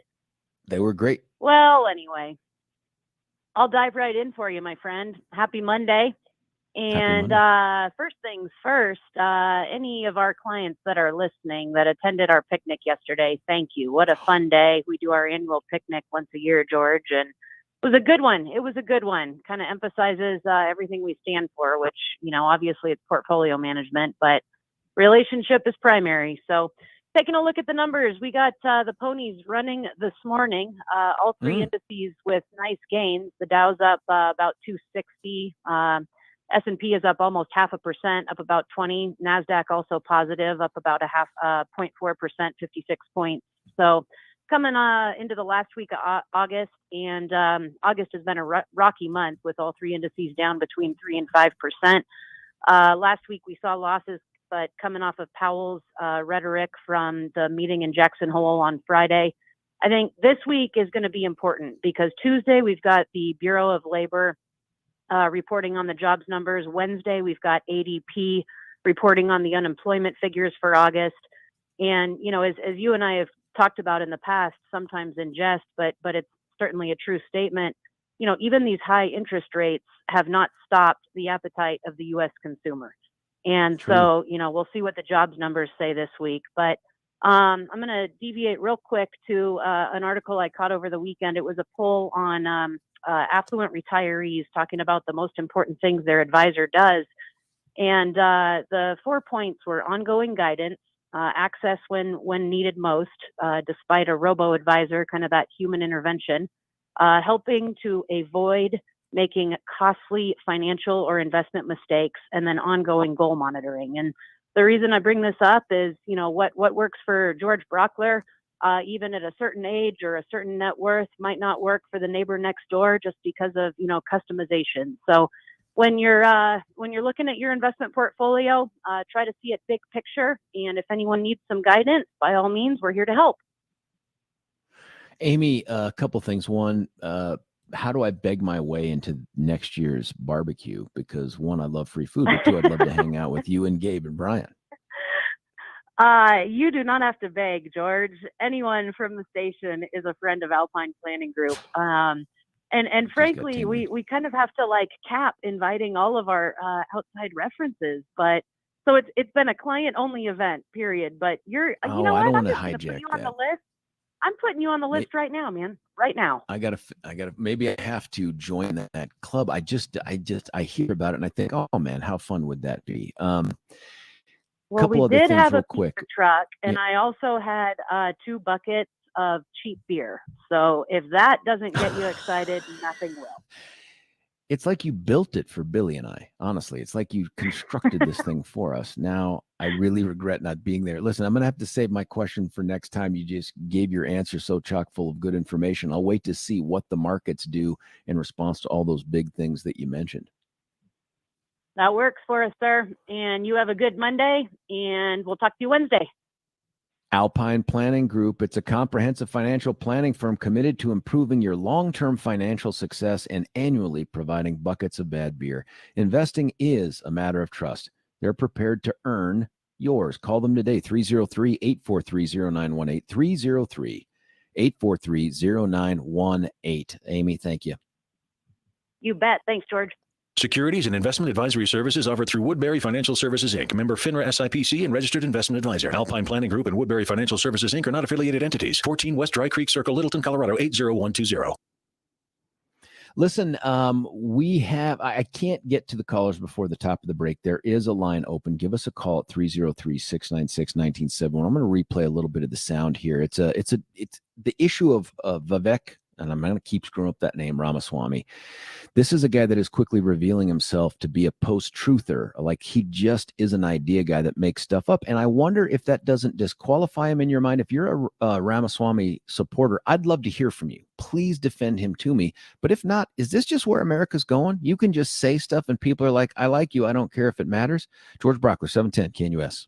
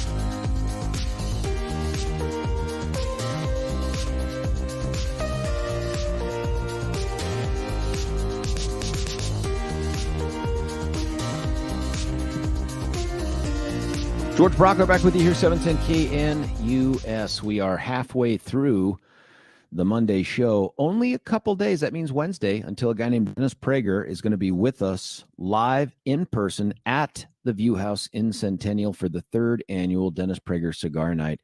All you have to do is to jump on the remaining tickets right there at 710knus.com. Click on that banner.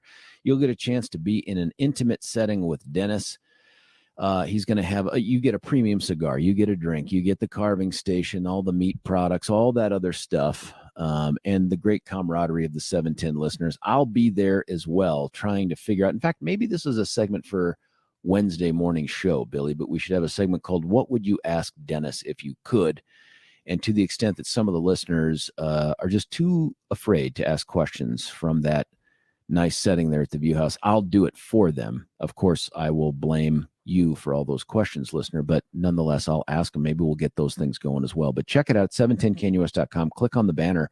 Let's get some folks there to I'd like to see the listeners too. I get to see them periodically at different events, but not all the time. And if you're interested in saying hi, I'd love to say hi back. So check it out, 710knus.com. Click on the banner. Now, what we've been talking about in the 7 o'clock hour was really twofold things. One is Vivek Ramaswamy, and that is his recent comments, not just on the stage at the presidential debate that Fox News hosted last week, but also his response to questions after that by folks like Chuck Todd from Meet the Press. And some of the things that this guy has said defy the law, defy the Constitution, and they're really just what I think I'd opined about before he even took the stage. This dude is just an idea guy. He is just one of those guys that runs around and to be an idea guy, there is a level of hubris in there that most people kind of check by not saying crack smoke crazy things. This guy isn't that guy. He's enjoyed enough success, and I'm sure he's infinitely smarter than I am, and Harvard guy and all that stuff. But let's be clear. You don't just vomit up stuff like this if you don't think you're the smartest cat in the room, or in this case, maybe in the country.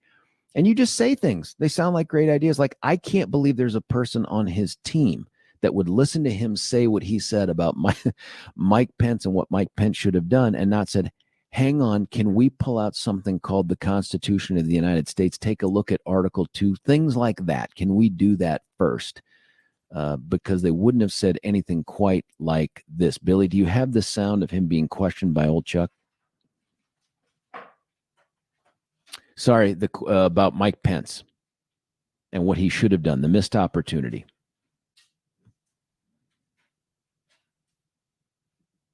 Yeah, let's see it. And then after that, I'll ask you for that one from Dana Bash. Yeah. the clicking through the things right now, the way the system is set up, is just, it's a little tough. All right. Whew.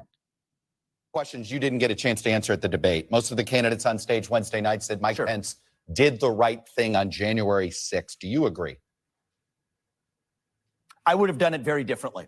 I think that there was a historic opportunity that he missed to reunite this country in that window. What I would have said is this is a moment for a true national consensus where there's two elements of what's required for a functioning democracy in America. One is secure elections, and the second is a peaceful transfer of power. When those things come into conflict, that's an opportunity for heroism. Here's what I would have said. We need single-day voting on Election Day. We need paper ballots, and we need government-issued ID matching the voter file. And if we achieve that, then we have achieved victory, and we should not have any further complaint about election integrity. So what would I would you have done it through the Senate? So what would you have done with Mike Pence? You would have not certified the election? So in my capacity as president of the Senate, I would have led through that level of reform. Then on that condition, certified the election results, served it up to the president, President Trump, then to sign that into law, and on January 7th, declared the re-election campaign pursuant to a free and fair election. Yeah. Billy Blaze there coming up with a way to historically, unconstitutionally hijack the certification process to bend to his will the Congress of the United States to take over the elections across the United States and federalize them. Just bonkers stuff. And this is from a guy who claims to be a libertarian. Let's just talk through this just a little bit. And if you're a Vivek supporter, you got to talk me through how this makes sense, or does it matter? And what I suspect is it doesn't matter if it doesn't make sense, because the folks I've talked to on air, some of them online at the text, and you can hit us there too. I'll read some of these, is that he's an idea guy. Don't get caught up in the details of whether or not it makes sense or it can happen. He's an idea guy. And that's what we need to break away from the old deep state, is we need people who can think outside the box. This is so far outside the box, folk. This is a guy that would get an F, in my opinion, on a college paper about constitutional authority. And he's an attorney, right? Was he an attorney? Is he an attorney, Billy? Or is he just a super smart Harvard undergrad guy? He may not be an attorney, but this guy would get punched in the face by a Harvard academician over the issues of whether or not this could happen. I just want to talk you through some of this and ask, does it matter? This is a guy, and Chuck never followed up because Chuck doesn't know how to do the good questions to follow up, and says, I would have, if I were Mike Pence, I would have, in my role as president of the Senate, I would have. Now stop right there, because in your role as president of the Senate, you perform maybe 2 or 3 functions, but none of them involve you introducing legislation. So you don't have the authority to introduce legislation to hijack the election process across the country. Nonetheless, he says, I would have gotten the Senate, no comment, by the way, on what the House would have done, but I would have gotten the Senate to pass 3 big things. Same day election, 1 day election. Now, that means telling all of the states in America, I don't care what your theory on elections are. Vivek brings to you the truth, man, and Vivek is going to bend you to his will. That's one. The other thing he says is we would only go to paper ballots. Spoiler alert, here in Colorado, we have paper ballots, and there are still people out there saying it was nothing but voter fraud. In fact, when you look at all the controversy that grew out of, a piece of a surveillance video here or a YouTube video there, or even 2,000 mules, those were all paper ballots. Nobody was stuffing mailboxes with digital votes. Nobody was moving boxes around above or under tables or whatever the theory of the day was, digital votes. These were all paper ballots. And then the final thing was that he was going to do this and get the Senate to, he was going to have ID that matched the voter rolls. Well, guess what? There aren't federal voter rolls. Those are state voter rolls. And he was going to coerce the states into adopting this voter ID. Whether those are all good ideas or not, and I think that's debatable, by the way, what he doesn't explain is how he has the authority to pull it off. But what I suspect is if you're a Vivek person, and frankly, if you're a Vivek person, you are more likely to have at one point been, or maybe still are, a Trump person. Whether or not something is real, whether or not it's factual, whether or not it's even legal, is less relevant than the emotion it summons from you to support this. So when this guy gets questioned by Chuck Todd on having said that Republicans are sore losers and that Republicans seem to only find legitimacy in the elections they win, all of these other things, when he gets confronted on them, he says, well, I don't run from any of those things, but quick, let me talk to you about victimization and how there's that's what he's preaching to, is you and me based on the emotion of, yeah, I'm so pissed off that there are so many people out there trying to be victims, and that seems to drive the narrative, and that we have legislation based more on anecdote than on fact. But this is the guy that wants to be president of the United States. I don't know who he's speaking to here, but he's either ridiculously reckless and dangerous because the law doesn't matter, or he's a genius because he's figured out, like Trump, that the words are only important if they summon emotion. It's not whether they're factually right. It's not whether they're consistent with past statements, past conduct. It doesn't matter if it's the law. The only thing that matters is the emotion that it summons. And so if you're looking at Vivek and you're like, I love this guy, and here's why what he says works, or here's why it doesn't matter, you got to give me a call at 303-696-1971 to let me know, because these are things I'm having difficult wrapping my mind around. Let's go to Steve. Steve, you're on 710 KNUS. What do you think? Yeah, hey, George. Hey. Yeah, as far as Vivek goes, I mean, I think you've got him pretty much to the right. I don't necessarily think the thing he said to Chuck Todd was wrong. There's a historical precedent for it. the election of 1876, not a lot of people probably remember this, but the election of 1876, it wasn't concluded at the ballot box. It was thrown back to the House of Representatives, who went through something like 75 ballots and never returned a clear victor for the election of 1876.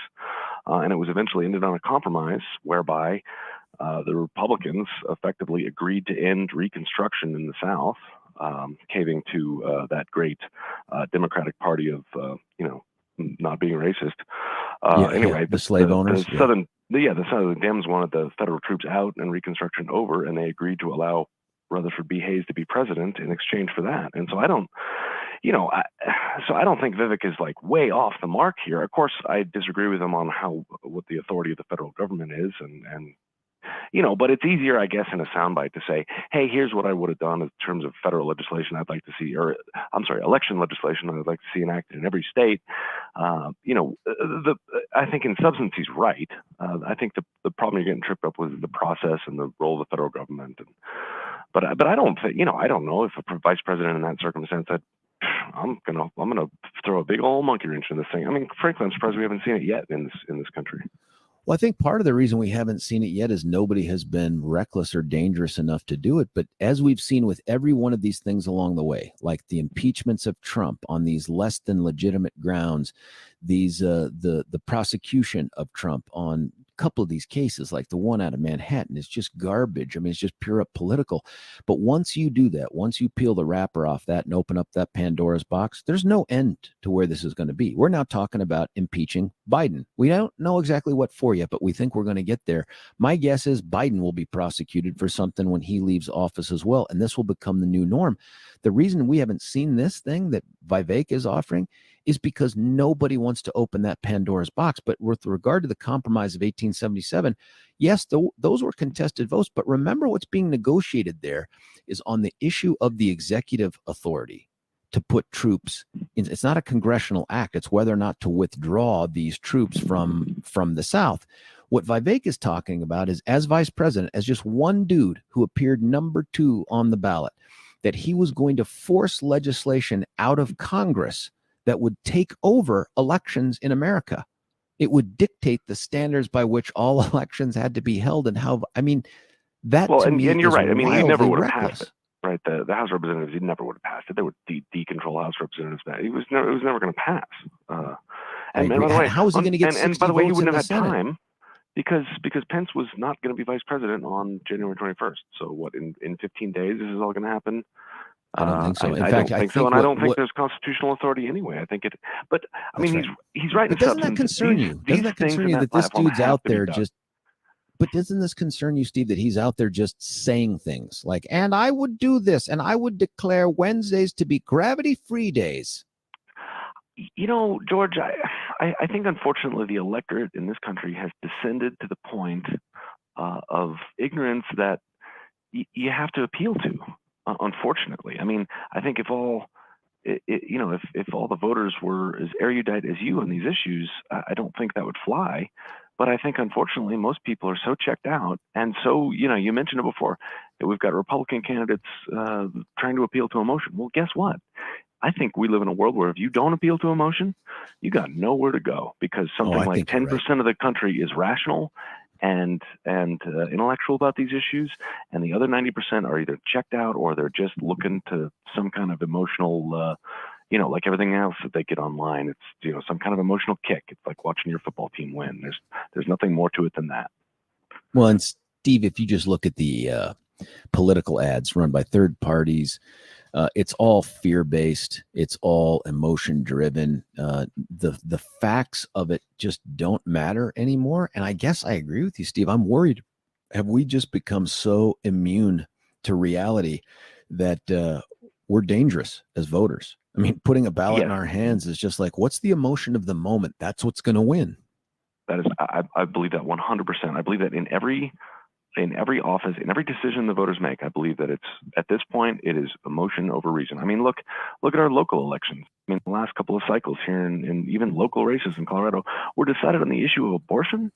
I mean, for Christ, do you think a county commissioner has anything to do with abortion? Are you out of your mind?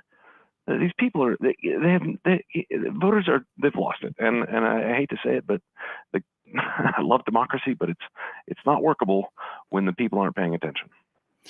I don't want people to hear me, and I don't think you're saying this either, Steve, that somehow we're smarter or above it all. I just think I see out of so many voters, and I hear here through the text and the calls, people that are calling up that are just like, listen, this is the outcome I want. And so therefore, someone who's willing to give me that outcome, I'm going to support them. And the process, it doesn't matter. It's like, well, that doesn't matter. We say words like Constitution all the time, but we don't really even know what it means. Some people that say this stuff are like, well, I carry the Constitution with me. It's like, do you read it? Do you see what it says in there? Is this the future you want for America, where the Constitution is really just sort of, if I can bend these pieces of paper in this way, I can make it say whatever I want? I mean, it's scary. It's tough, because I don't know how to get back to a time when people would actually have a look at the thing or have a read at the Declaration of Independence and base some notion of their own sense of civics on those documents and the ideals of the founding of this country. I think we're so far from that. I don't know how to get it back, but I think winning elections is a start. And I don't know, Vivek sort of appeals to a certain element that Mike Pence, for instance, is just never going to capture in terms of voters, and probably wouldn't have the ideas to throw back some of the culture crap and some of the takeover of corporations and banking sector in favor of frankly Stalinism. I don't know. It's a scary time, and we need guys out there who show up to the knife fight with a gun. That's what these people are saying. These people are saying you're not even showing up to a knife fight with a gun. They're like, show up to a tea party with a gun. You know what I mean? Like, nobody expects you to be armed in some of these settings. And they're like, oh no, we're doing it. I mean, we got a cat who Drudge says won the presidential debate, who's out there just announcing. I mean, he is, in my opinion, Billy Blaze. Steve, thanks for the phone call. 303-696-1971. Steve's line is open. Listen, we're going to get to the other callers, other texts coming in. What's interesting is how divergent they are. In some cases, opposite of one another. Some are like, I don't like this caller because it sounds elitist and blah, blah. It's not elitist to say, have we lost sight of the fact that when someone proposes to do something unconstitutional or illegal, maybe we ought to consider that in deciding whether they should hold the most powerful position on the planet Earth. Maybe that's something to talk about. But there are so many apologists. And this isn't just about Ramaswamy. He's just the flavor of the day, man. This guy will say or do anything to get out from under the words that he put in his book, but also to just come up with ways to be, I don't know, provocative. And maybe Steve's hit on it too. That's what America wants. We want to have a provocative, emotion-inspiring person. And other than that, we don't care. You announce that there's too much victimization in the world, and we go, we agree. And then we stop caring about the words you say to end it. So therefore, we're going to round up all the victims and we're going to bury them underground. I mean, that's like, yes, get rid of the victims. Or, you know what? We didn't like the way the election turned out. Now, I found no fraud in it. I think it was legitimate. These are Vivek's concessions. But I would have used my position in the Constitution to hijack the process to force Congress to pass legislation. What are you talking about? And he says a person that would do that is a hero. A hero to whom? I mean, not a hero to the Constitution. It's just very frustrating, folks. And maybe it's just me now. Maybe I'm just whistling past the graveyard as I see all these candidates pop up there. And I think, man, the ones that seem to be the most qualified get no traction. The ones that seem to be the craziest and most incendiary, they're the ones that get all the traction. Has it always been that way? 303-696-1971 is the number. I want to tell you about Gay Ribble with Empower Home team at Keller Williams. I just read an article today about the Dave Ramsey. And Dave, of course, is a big-time financial guy. Everybody knows who Dave is. And Dave has said, listen, I don't care what the rates are right now based on the way the market is. If you're in a position to buy a house, if you can do that with having all these other debt issues taken care of in your life, you need to do it right now. You need to take it on right now. If rates go up, great, you're sitting pretty. If they go down, you refinance. This is Dave Ramsey saying this. Now, listen, if this is a guy that you listen to and you find some credibility in, then take him up on his word and pick up the phone and dial GAY at 833-301-SOLD, 833-301-SOLD. sold, because Gay and her team at the Empower Home team at Keller Williams, this is what they do. They take challenging situations and make them navigable by you and me. Her team has been doing this. She has been doing this for decades. Give them a call and use them for exactly the purpose that you can imagine. Sell your home for top dollar, get into your dream home in a competitive environment. We're not producing as many homes as there are people wanting to buy homes. Prices keep going up. If you want to get in while the getting is good, you're going to call Gay Ribble through 833-301-SOLD, or you can check her out at gayhasthebuyers.com. That's gay, G-A-Y-E, hasthebuyers.com. When we come back, I'll get to your calls, your texts. Man, what's going on here? Are we post-truth? Are we post-fact, post-reality? Is the emotion of it the only thing that matters? George Brauchler, 710 KNUS.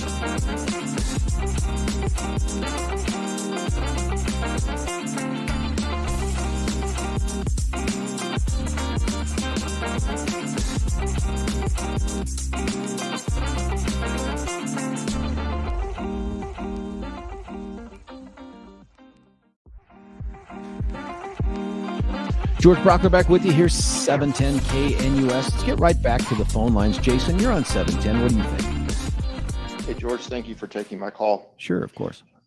One thing I love about your show is you hold people accountable to the exact words that they use. And that doesn't matter whether it's, no, this is good. People, and I've used this analogy numerous times before, people know what the Kardashians did last week. They know what the top songs are, but they don't know what the three branches of government are. And the average, from listening to other talk shows, and I've looked it up best I can figure out it's accurate. The average reading comprehension in the U.S. is 8th grade. So you have to think about an 8th grader. Draw a bell curve, draw a line through the middle. There's 8th grade. Slide even over to the right a little bit and figure out 10th graders. 10th graders aren't a whole lot smarter than 8th graders. And that's the masses. And when you're dealing with something as multi-layered, multifaceted as the government, and we're dealing with high school kids, and that's the masses. What do you, first off, who are you supportive of at this point in time, if anybody that's in the field for president? Oh boy. I will say,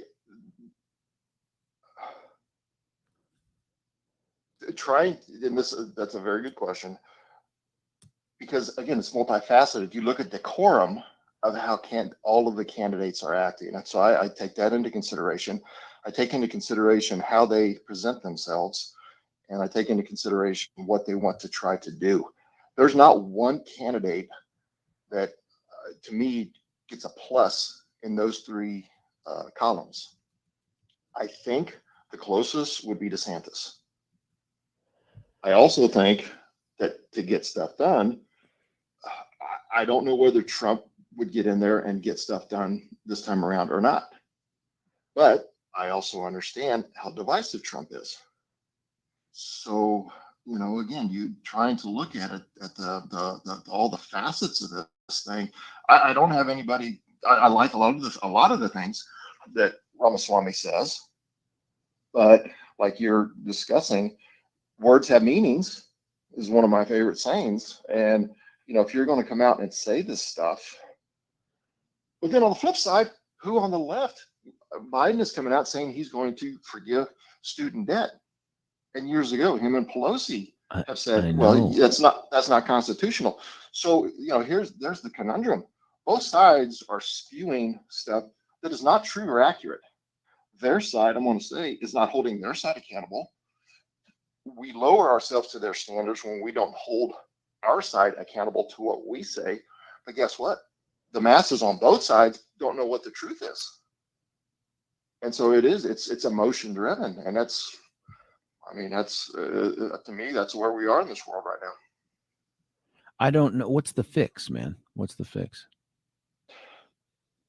I tell you, George, and again, I try to be as unbiased, I guess you can say, and as unemotional as I can. But I really don't know how this doesn't point to a level of a certain amount of violence. I do not want that. I don't. Oh, yeah. How do you think that shows up, man, when you say that? That's a good question. And I don't know the answer to that. I don't know the answer. But again, how do we get people are so hopped up on their dopamine hits, to getting on their cell phone right away, to getting on TikTok, to getting on social media. It's like the older I get, it's amazing how your perspective of life changes. And I think for me, I look at myself and I try to apply that to other people. The way I thought my life was going to pan out is not at all what I envisioned. It's not. My life is wonderful. I have no complaints. And I called in a couple of weeks ago, and I said this. My mom had a goal. My mom wanted me to be an attorney, but I told her I had higher aspirations.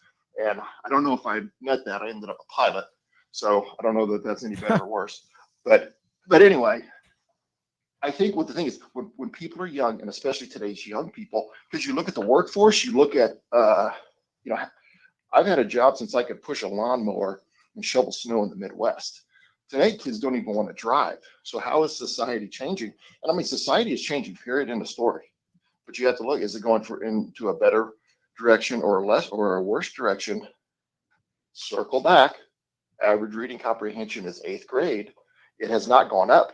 If you look at SAT scores, if you look at ATC, college admissions, they keep lowering the bar to get people into colleges. So in my opinion, the trend is not going in a good direction. If you try to look at a bunch of different information and data as far as where is society going, well, again, society is who's going to the ballot box. So I've kind of gotten off tangent. I don't know how this gets turned around. I really don't know, because I hope it's not the violence thing, man. That scares me too, I because don't I'm want not to- sure it's the smart Oh, people that no. went out when there's violence. I agree with you 100%. And trust me, I don't want that. I don't think, and I honestly think those of us that are engaged are actually more inclined to say we do not want violence. But what do I do when I'm in a shopping center, which I don't go to shopping centers, and a mob of people come in? And I live in Arizona, so of course, I see all the West Coast news and such, and you look at the lack of law here in California, and it's crazy. I mean, it's crazy. And I've got one or two friends who just happened to be in the wrong place at the wrong time. Nothing happened to them, thank goodness, but they saw the results of the lack of law being held, people being held accountable. They lived it. And if we don't get that turned around, we're all going to be victims of circumstance at some point in time. And how you stop this, I don't know. I mean, I do not know. I don't know either, man. I really appreciate the call, Jason. Very thoughtful. And I think you're at a place, and Jason's line is going to be open here at 303-696-1971. I'm struggling with some of the same things. I don't know our way out of here. And I know we want to say, and rightfully so, but the other side. And and I agree. I mean, the example of the forgiving the student loans thing was genius, which is, here's a dude that just shows up and says, I am going to blank. And it gets struck down as unconstitutional. But honestly, that's looking more and more like it was a trial balloon so that they could try to figure out a way to beat the law and make this thing happen without congressional action. Nonetheless, we can't fix them. I mean, we can only hold them accountable with our votes, but we got to hold ourselves accountable with our votes here. And anybody that is crack smoke crazy enough to suggest that their largely tie-breaking, otherwise ceremonial role as vice president and president of the Senate means I'm going to hold hostage the certification process for president of the United States so that I can squeeze out some sort of a legislative win. How do you continue to look at that person as legitimate? I mean, if they were to come back and say, okay, listen, what I was really trying to do was start a conversation. There's no way I'd ever really do that. But this guy is like, look, Mike Pence did it wrong. I don't know, man. I'm worried about where we're going here. Is it just about the emotion of this thing? We even talked last week about Governor DeSantis saying, I'm just going to, and these other folks, I'm just going to use the military to eliminate the drug threat south of the border. Like, really? Like, we just say stuff. And then people go, yay, because that's how I feel. I want to end the drug stuff. I blame it on Mexico. We're going to send special forces into Mexico to eliminate it. It's like, hang on. That's not how it works. I disagree with the presidential outcome. I mean, remember Jack in the 7 o'clock hour? The guy's certainly smart, certainly earnest, but he's like, well, I think Pence should have just had a timeout. Based on what authority? Don't know, but he should have, because he should have been looking into this. How long does the timeout last? I don't know. Who's president while we're in timeout? What happens if it goes past January the 20th? Well, Trump. I mean, that's it? Then let's just have a 2 to 4 year timeout as we dig in deep onto these elections and keep the old person, in office. It's some of this stuff. It's like, ask the next question. How are you going to do it? This is how we got here, folks. We stopped asking why and how. Just, is it a good idea? Good. Let's move forward. 303-696-1971. Brandon, you're on 710 KNUS. Brandon, what do you think? Yes, sir. George, you're doing a great job. You know, you are appreciate that. you're on these people from the local level all the way up and even beyond America. You've got the right personality to challenge folks. Oh, that's very nice of you to say that. Thank you. Yeah, I'm on Team Vivek. Okay, Tell me why. About 4 weeks ago, I was watching him speak. I've been Trump, to be honest, the whole way, and I remember the moment where inside I felt a shift, and I said, I'm gonna vote for Vivek. Okay, I told my daughter. I went to the website, bought a blue Vivek shirt, went to the YMCA, lifted weights, and I felt like I was 10% stronger when I was weightlifting with the shirt on. Yes, sir. Okay, so, but here's the thing. Every human being has flaws. You know that. Every human being falls short. This is I service. have a ton of them. Yes, sir. We all do. This is service. Vivek seems to be the best guy. He has the right attitude. He's willing to serve the country. I think he knows the laws. He's not an 8th grade reading level, but he understands what's going on. He understands the game he's in. And so it's tough. He has to kind of be a politician at this point, but he's all about faith, family, education. He's a patriot, and we need to revitalize that within our young people, because this guy has kids. I mean, he's thinking like I'm thinking, what's going to happen in 20 years when I'm a grandfather? It's like, this is our country. And so he seems to have, again, he doesn't get 100%. None of them do on either side. But when I'm evaluating Team Blue, Team Red, I'm looking at them both. He seems to have the highest score in terms of the future and all that. And we got the Supreme Court, which Trump set up. We got the Constitution, as you're speaking of. These are boundary lines he can't cross. He knows this. But then why say it? I know, because that's the world we're in, man. YouTube, young people want all this drama and they want the excitement and all that. So he has to tap into that a little bit. But do you think that what he's saying, if it's not true, if he doesn't believe it and it's not true, doesn't it mean that he's misleading us and lying to us? Couple ways to look at that. When someone is in a leadership position, and when someone's educated and knows regulation, knows rules, they know it all. Sometimes as a leader, you're having to say things in meetings, you're having to get people on board, and then down the line you make adjustments. And I think that's what he's going to do. I mean, Trump had the same thing. Think about it. Trump had so many ideas. I mean, he's saying drop an atom bomb into a hurricane, see if we can. I mean, he said some outrageous things.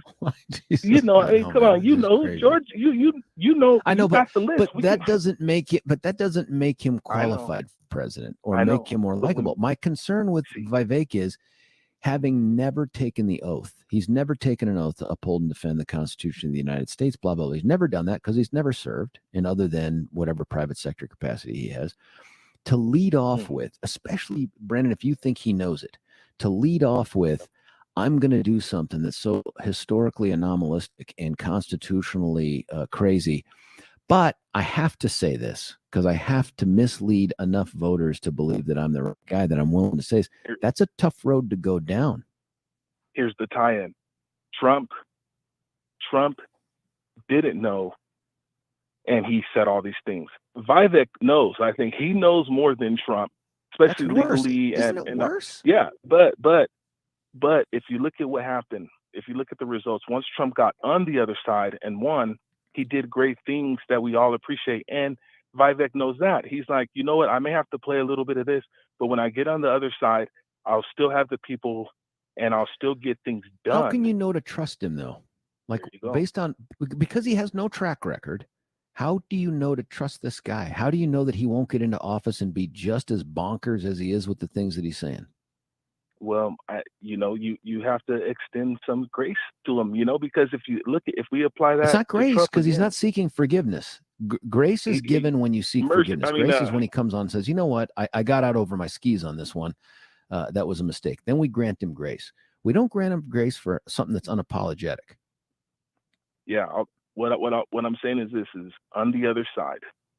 He's got to play this to get in there.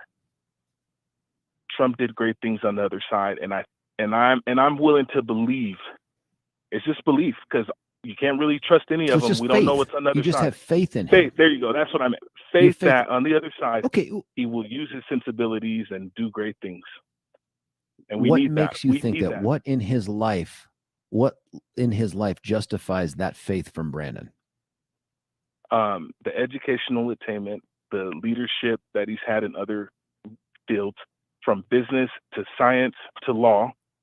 He's a family guy. I don't know about law. I don't know what he's done in law. Is he a lawyer? I don't even know. He has a law degree. He didn't take the bar though. He's not an attorney. He has a law degree. Now look, just in terms of the leadership stuff. Remember when he's the head of a couple of these companies, he's pushing this DEI stuff. He's signing on to some of this DEI stuff. And then when he writes his book, he kind of takes a backhand Trump. He's a guy that purportedly, and I don't know how much of this matters or not, but took Soros money to go to Harvard and stuff. I mean, does any of that bother you? You know, it's when people get mid-30s, late 30s, and they start to look back, they start to see what they've done in some regard. And I think he's going to be, even if he doesn't win, he's a guy that I appreciate having in the country doing what he's doing, because he's improving over time, and he's willing to show other people, the millennials, this was something he said that. on Sunday, man. This is what he said yesterday, Brandon. If he's improving over time, he just made this up. I guess my concern, and some of what you say resonates with me, Brandon, but what concerns me is that what you're saying is it's okay and expected for politicians to just make things up, say a bunch of things. We know they're not going to actually adhere to that. We just need them to get into a position to win so that they can do these great things that we think that they're going to do. That's what it sounds like.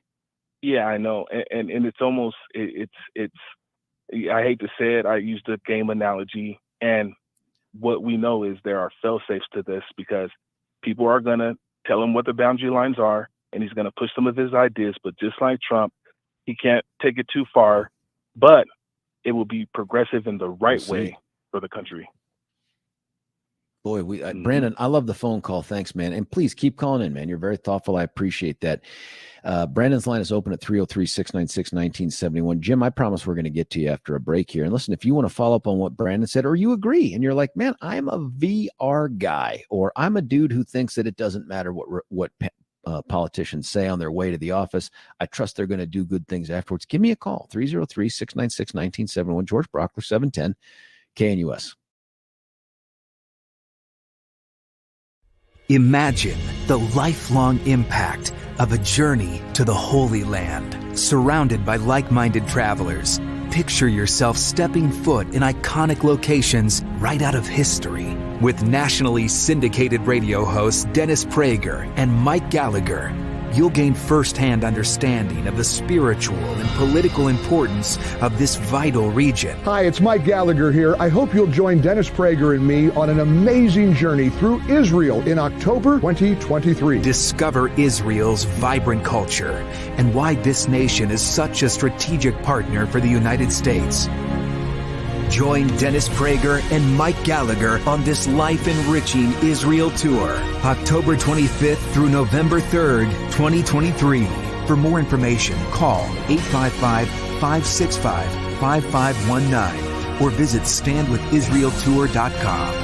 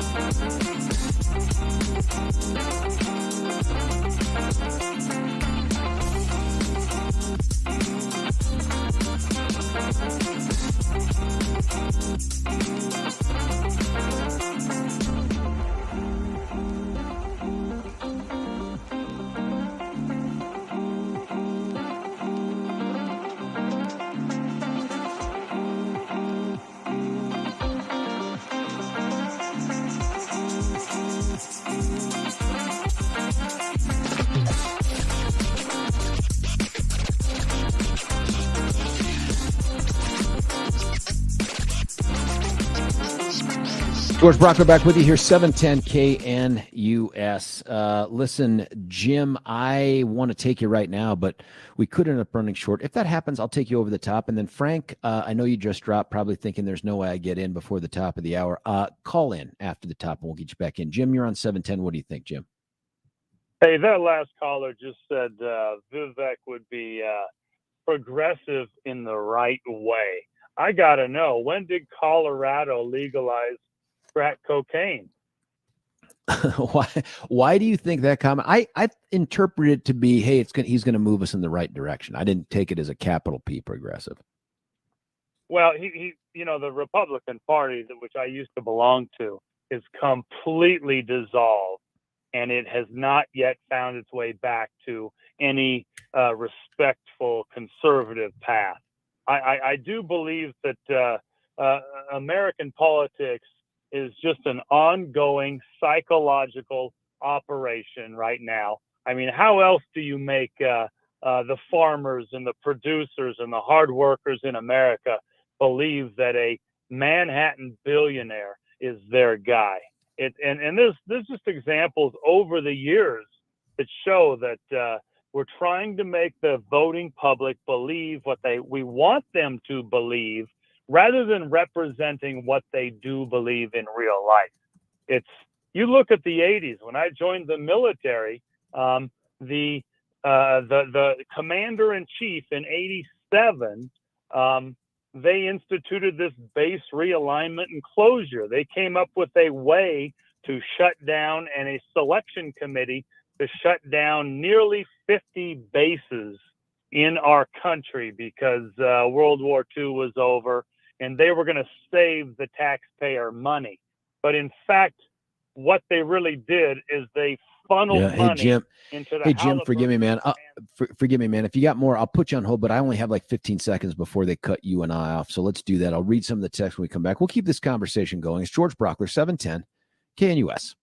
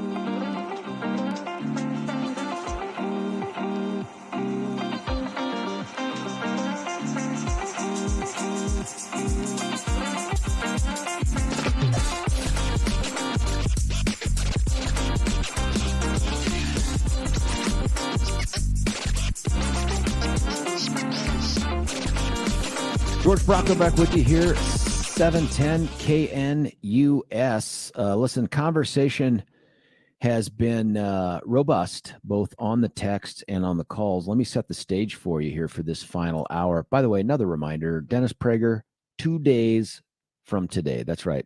Wednesday night at the View House in Centennial. Go to 710knews.com, click on the banner, get your tickets. You will see me there. I think Stefan will be there. Big Pete's filling in for Stefan tonight. I think Deb Floor is going to be there. We're going to have I think we talked Randy into it. We had Randy Corcoran on when he was at the GOP debate, and I think we may have just convinced him to come on out because of all the 710 fans and how we just don't get a chance to interact face to face. There's really no way for Billy to hang up on you when we're at this thing. I'm not encouraging you to show up for that reason, but you get the point. We don't do that, by the way. Unless you're screaming at me, we don't really do any of the hanging up thing. But I'd love to meet you and have a conversation with you. And you get a chance to ask Dennis Prager some questions too. So get there. And that's at 710knus.com. Click on that banner, get those tickets. You get the premium cigar, the drink, the carving station, the hors d'oeuvres, the camaraderie, all the good stuff that makes 710 the family that it is. Now, here's what we started talking about here. And I really didn't know the direction it would take, but we started off talking about Vivek Ramaswamy. He is right now kind of the flavor of the day, very popular alternative to Donald Trump, just based off of his perceived performance at the GOP election that Fox News hosted last week. We covered that on Thursday, as you know. But some of the stuff that he has now been called to answer for just makes you wonder twofold, two things, one very specific to him, one more specific to, I guess, us. And one of the questions is should this guy be taken seriously as a candidate for president based on some of the things that he says that are just not only provably false and unconstitutional, but controversial in a way that I don't know. Maybe it's Trump-esque. I don't know. But we had Brandon on before Jim in the last hour, and Brandon said, hey, listen, man, I get it. People have to say things sometimes when they're running for office. They have to go all politician. But look, Trump did the same thing, and then he got elected, and he did great things. So here's another guy that's going to say a bunch of stuff that fits under the caption wing nuttery. But if we elect him, then we get to see all the great stuff that he's going to do. And I asked, what was the source of that trust? And he said, it's really just faith. And it feels more and more like blind faith, like because of his education. And I got to tell you, folks, having a Harvard education, so what? Man, I mean, they're an elitist institution that the Supreme Court has just struck down their admissions policy for being racist. I don't know if that makes them better than others. I would have loved to have a Harvard degree hanging on my wall because I think it just opens doors for reasons I can't really explain, but it does. Nonetheless, there's got to be more than that. And I just don't know what it is. Here's another clip. And Billy, I'm going to prime the pump here. There's that Dana Bash, whatever she goes by, Dana Bash. She asked him about something that also touches upon another horrible event that took place over the weekend. Do you have that one, man? Am I on the air? What's that? It is. It's I've never once encountered that yet. I'm sure the boogeyman white supremacist exists somewhere in America. I've just never met him. Never seen one. Never met one in my life, right? Maybe I'll meet a unicorn sooner. And maybe those exist too. So just because somebody hasn't encountered one doesn't mean that the notion of white supremacy doesn't exist as a threat in America. What do you think goes through the minds of the families of the 3 victims in yesterday's shooting when they hear you say that white supremacy is basically a fantasy? I'm sure they're grieving for their loss, and I don't want to politicize those victims. Dana, this is a very sensitive situation where we should have nothing but foremost respect for those victims and not bring them into partisan politics. But I was responding to a question where someone asked me, what racism have I experienced in recent years? And I answered honestly, most of that racism has come from the modern left. It's happening during the course of this campaign. Kara Swisher calling me Ramaswamy the other day and reveling in making twists of my last name. People effectively reducing me to the color of my skin and my attributes. That comes today from the modern left. But the reality is, do you this is acknowledge, part of though, a that dogma white in this country? supremacy does still exist in the United States?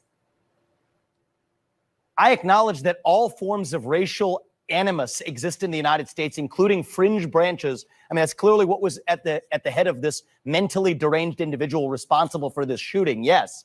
But I think there are many forms of mental derangement that cause us to see one another on the basis of our skin color and our attributes.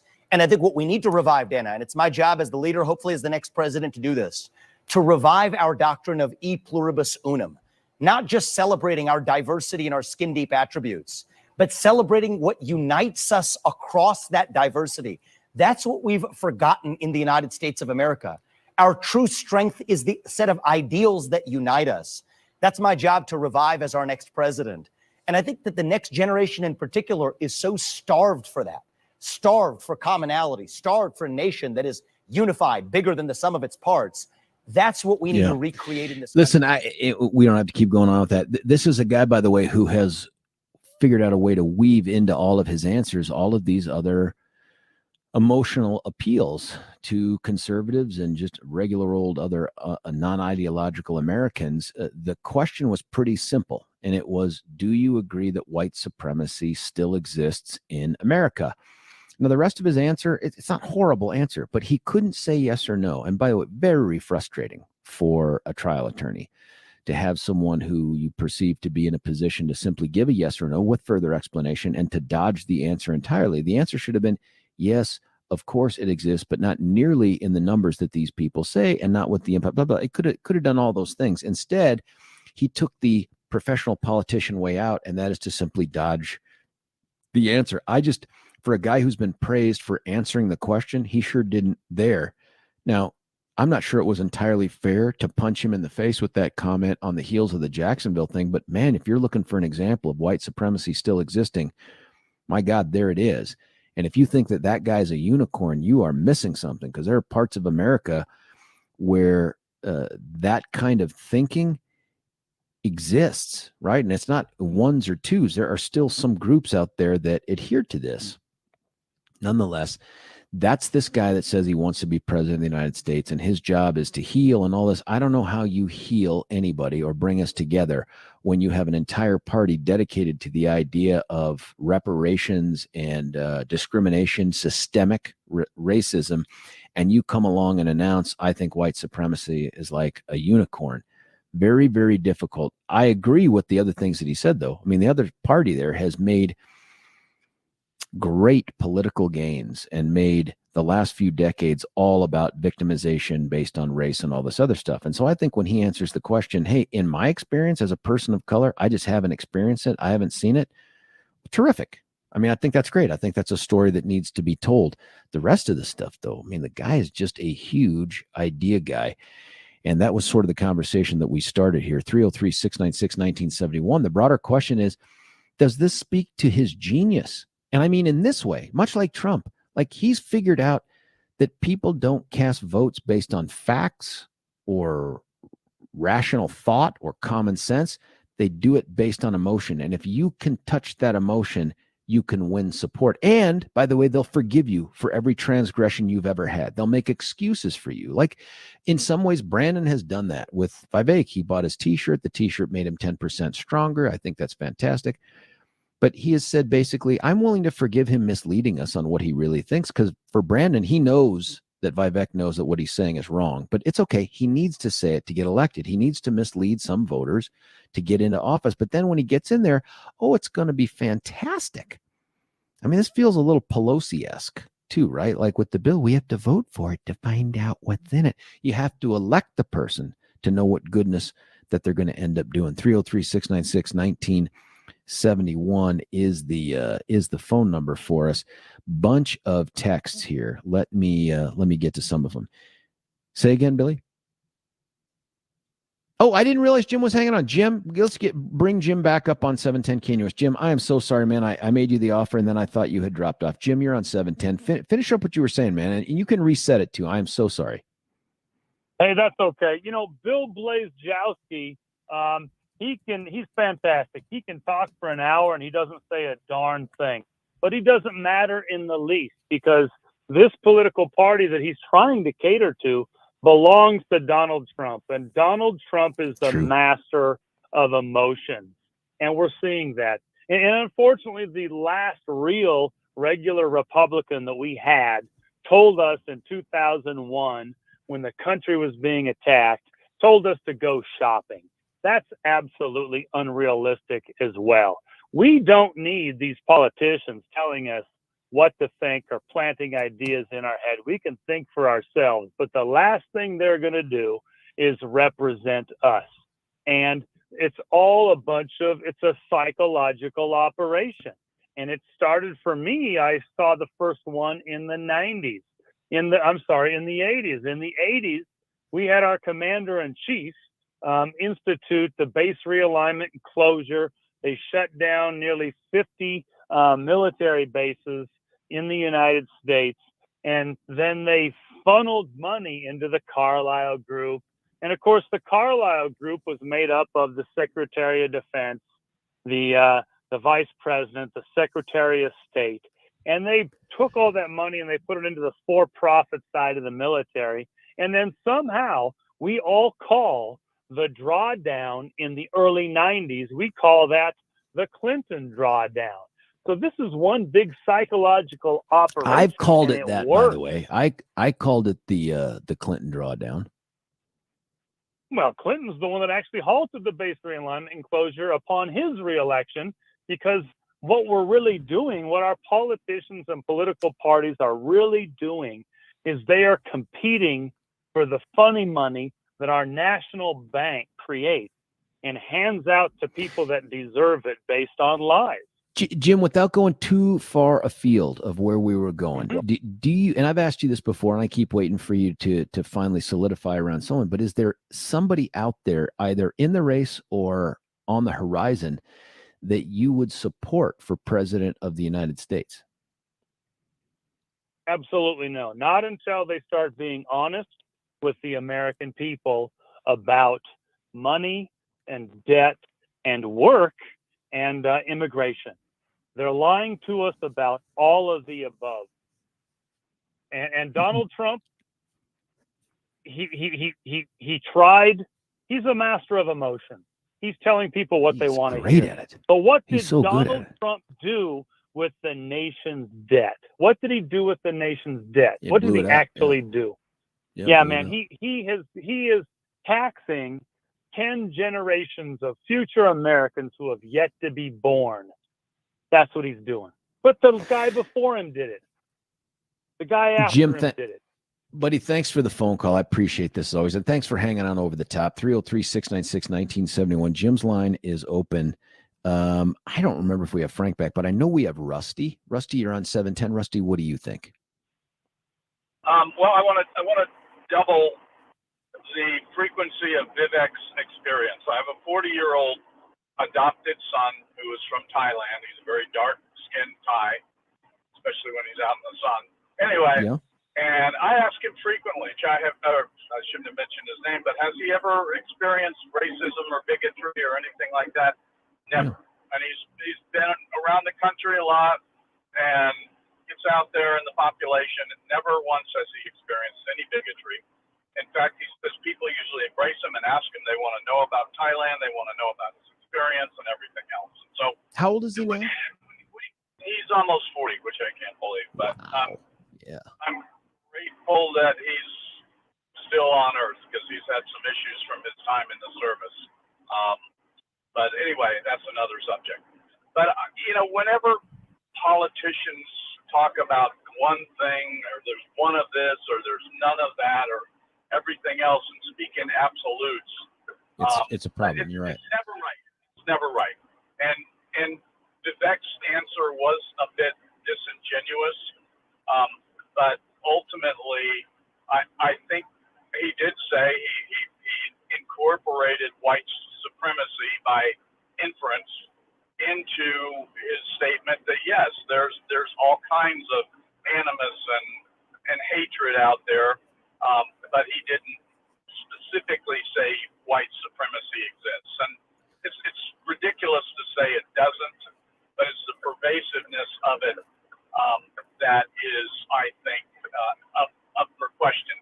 Same with black supremacy or black hate, or what about this guy Terry Hernandez, who just got into the state legislature, talking about dismantling white systems. Well, let me tell you one thing. If you dismantle white systems, you're not going to have any systems. You're just going to have chaos. And, that sounds a little racist, maybe, but I'm not. I'm just a realist. And I know I'm going out there, but I just think that these things do exist. I don't think they exist to the extent that the progressive left wants people to think they exist. And the same with the stuff on the other side. It's all about creating division and having, just making people pick sides, I guess. Rusty, I love the call. I love the anecdote about your son, and it makes me feel good to hear stories like that. And I also don't have any doubts that Ramaswamy, just like your son, has not experienced that, but you are smart and I think right to point out that those individual experiences don't dictate the overall answer, which is that it's still out there. And frankly, you're right. It appears in both parties in just different ways. Rusty, thanks for the phone call. Rusty's line is open, 303-696-1971. The question I want to ask about you is not just what do you think about the racism piece of that? That's fine. But are we in a post-fact, post-common sense era when it comes to politics? We'll play one of the pieces of sound from Vivek Ramaswamy. And again, Billy has been making great efforts to try to get him on the show. We started even before he had really blown up, just because I was intrigued with him. But I'd love to have him on more than ever to just explain that answer. And by the way, whoever said dude is a law grad, true. He graduated from Yale. That's like one of the top couple law schools in America. Never apparently took or passed the bar as far as I know. Maybe he took it and failed it, but doesn't look like he did. I'm anxious to ask this guy some questions, but I guess I'm becoming convinced it doesn't matter. That at this point, you can say almost anything as long as you tap that emotion, whatever that emotion is. We are victims. The election was stolen. Immigrants, bad. Democrats, evil. And as long as you can tap those things, it kind of doesn't matter whether what you say makes any sense. What do you think? 303-696-1971. Lots of text to get through. Can't cut away until I tell you about QC Kinetix. They're the people that solve some of the joint and pain problems that you're experiencing. Listen, I just got done. I think I'd mentioned in the 6 o'clock hour, did a little bit of a hike at a place called Sacagawea. I think it's a peak out here in the Bozeman area. Breathtaking, beautiful. There were parts of it that were challenging. And in the day afterwards, oh my goodness, did I feel it? You just don't expect it because you're not running. Your pulse is going. But my knees, my ankle, even my left ankle, and I'm starting to think today's the day. I'm going to pick up the phone. I'm going to have to call our friends at QC Kinetix to find out if regenerative medicine, which is what they specialize in, if that can take away my pain the way it has for so many of thousands of others. If enough is enough, and you still are dealing with knee or hip pain or anything else, why don't you call these folks at 303-900-8986, local number for local medical professionals at 303-900-8986, and find out whether QC Kinetix is, I guess it's just regenerative medicine, whether it works for you. Listen, if you're into knives, if you're into being cut open, if you're into long stays in a hospital or rehabilitation or the risk of infection, then you don't want to call these people because they don't do any of it. They do the in and outpatient boom, boom, needle, boom, and you start to receive relief right away. Give them a call at 303-900-8986, or you can check them out at qckinetics.com. That's qckinetics.com. I'm going to cut away for a break. When we come back, it's more of you, me. It doesn't matter anymore. Does anything matter when it comes to facts or reality for voters anymore? Or is it just straight emotion? Because Vivek Ramaswamy, Billy Blaze, the idea man, seems to be gaining traction at a time where he says more and more crazy stuff. What do you think? George Brauchler, 710 KNUS. Why should you buy your next vehicle at Castle Rock Chrysler, Dodge, Jeep, and Ram? We make car shopping easy. We have a huge inventory of new and pre-owned vehicles. We can even custom order. We make it easy. Easy financing, friendly staff. And when it comes to quality service, our expert technicians keep your vehicle in top shape. Visit us today off of Highway 25 and Plum Creek, or shop online at castlerockcdjr.com. Castle Rock Chrysler, Dodge, Jeep, and Ram. Car shopping made easy.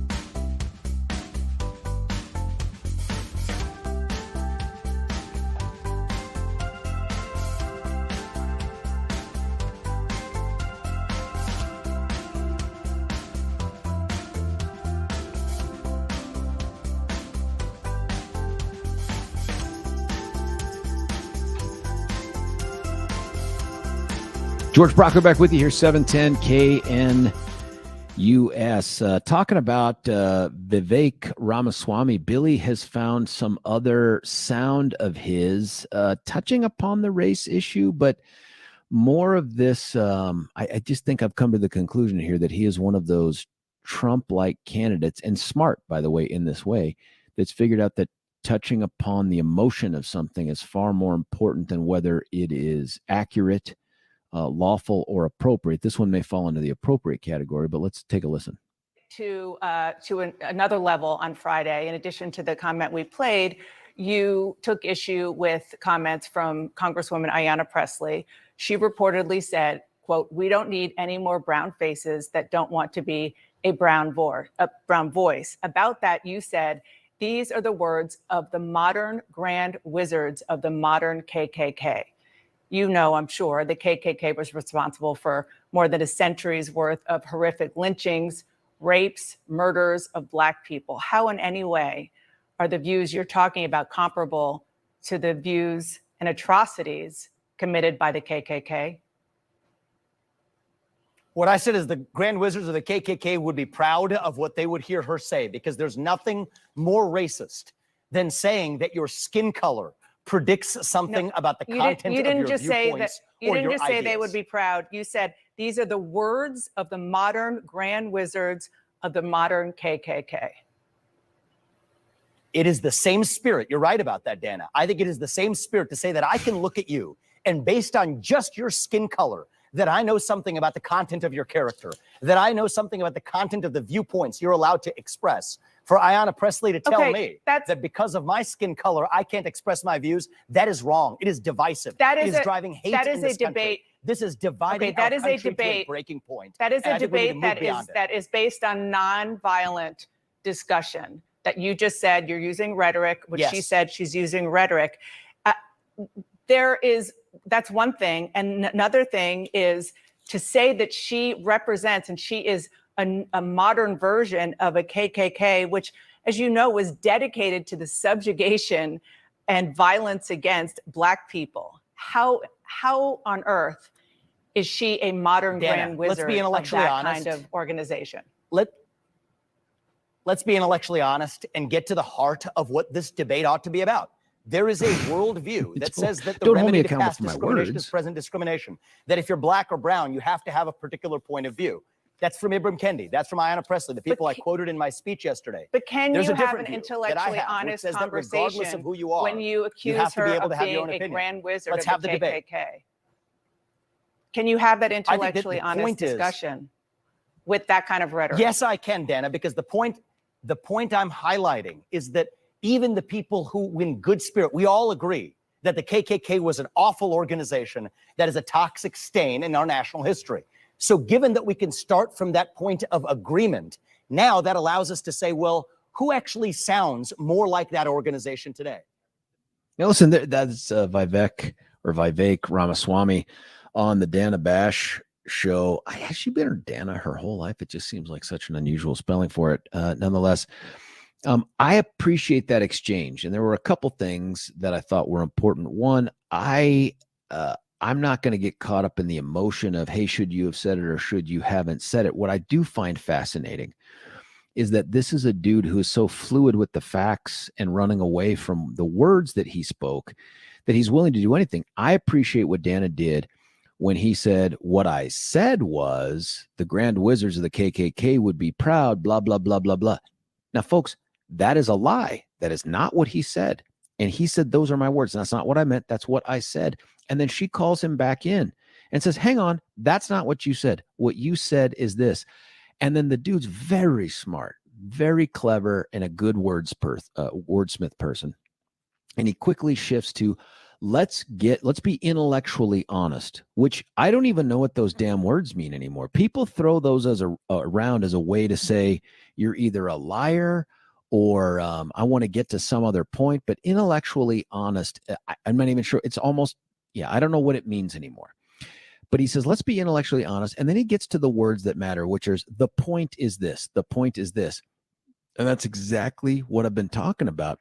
It's not the word spoken. It's not whether or not it's factually accurate. It's not whether it's legally doable. The point is the emotion. Dana, the emotion of what I'm trying to say is this. And then there were some things he said that I agree with. Man, the left are the masters of dividing people based along race. They have no interest in unity of people. They have no interest in fulfilling what Martin Luther King Jr. said. By the way, 60 days almost to the day when he talked about the content of our character, and they don't believe in that at all. What they believe in is divisions based on identifiable groups. And now those groups include gender fluidity, sexual orientation fluidity. They want to divide. There is no unity. There's no melting pot. There's just a salad bowl with a bunch of clumps of this, that, and the other. So I agree with that part of what he says. But this is a guy who just says stuff, and then when he gets called out on it, runs from it, massages it, misrepresents it, but then claims to embrace it, and nobody holds him accountable. It's just fascinating to me, and it speaks in my mind to this notion that we are now way past the idea that truth and facts matter. I don't know how else to describe it. Here's some text. The more you talk about him, the more I seem to like him. He is interesting and brings something to the table that nobody else does. The country can't be any worse off than with him and somebody else. Listen, I get it. If the more I talk about him, the more you like him. That's a great justification for it. But he's interesting. Who cares if he's interesting? What makes him interesting is his willingness to simply say, I don't care what the Constitution says. I'm going to invent a path to get into the end zone that I want to get to. And again, America, having been a process-dominated country for years, that's how we protect liberty for all, by the way. That deviation seems to affect nobody except the victims of these decisions. And the victims of his decisions about what to do in Mike Pence's role would be the Constitution and America. Here's another one. He brings something to the table that nobody else does. I think it's bonkers. And the willingness to just make stuff up. But he's not the first one to do that. We've already got somebody in the race who's done that a bunch. Can't be worse off with him than with anybody else. Really? How do you know that?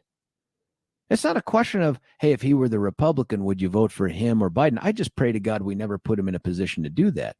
Remember, this is a guy who went to Yale, I think funded his Yale law education through some Soros fellowship. That doesn't seem to be a big deal to anyone because we can excuse people of the things that we use to beat other people to death as long as they sing our song. Here's another text. We've been in a Maoist phase of politics for a while. Only the narrative matters. My God, that is spot on. Now it's also the force part of it. Do unto my enemy before he can get me. That's true, man. And this kind of, maybe that's true. This feeds into that other discussion we had about, is revenge baked into politics now? Is that the purpose of political power, is to seek revenge on your political enemies? But once we do it, by the way, then it would be wrong to do it to us. We're just going to be rebalancing. That's the magical words for it's okay for us to do it because then we're just getting back to parity. Another text, definitely in a post-fact world, largely due to politics. For example, people deny or refuse to care that COVID causes vascular damage. Lots of academic medical research on it, but Fauci, vaccines, masks made people break on that topic. Well, there is something to COVID. There really is. But you're right when you point out Fauci. That dude lost me the minute he lied about the masks and then came back and said, with impunity, because the media never punched him over this. With impunity, he says, well, I had to lie because I had this better motive in mind. I didn't want there to be a run on masks. Okay, well, if you've just exposed yourself to us and that I'm willing to lie to accomplish a goal that I think is great, then why do we ever believe you ever again? And that's why I didn't. Another text, I've been spit at, denied housing, kicked out of public parks, threatened with violence, denied service, and called many names as a white man. All done by blacks, Latinos, and Asians. We are all tribal by nature. Maybe. I mean, I think that's part of what we're trying to do here through government and society is to try to break away from whatever our gut natural instincts are so that we're not a survival of the fittest kind of people. Another text. Yeah, here it is. Oh, I sent the Soros thing. And then this person said, hey, thanks for sending it. They said, yeah, it's weird, just so confusing. It is confusing. Another one.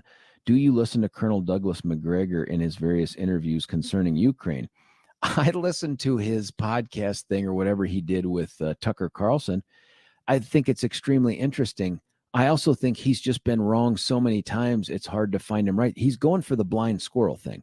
This is a dude who 18 months ago predicted that the Ukrainian army would be wiped out by the Russians. 18 months later, it isn't closer to being true, but this guy's still clinging to that. I don't know. I don't know who this guy is. I'm sure he's infinitely smarter than I am, way more battle tested and experienced, but I didn't find what he had to say to be persuasive.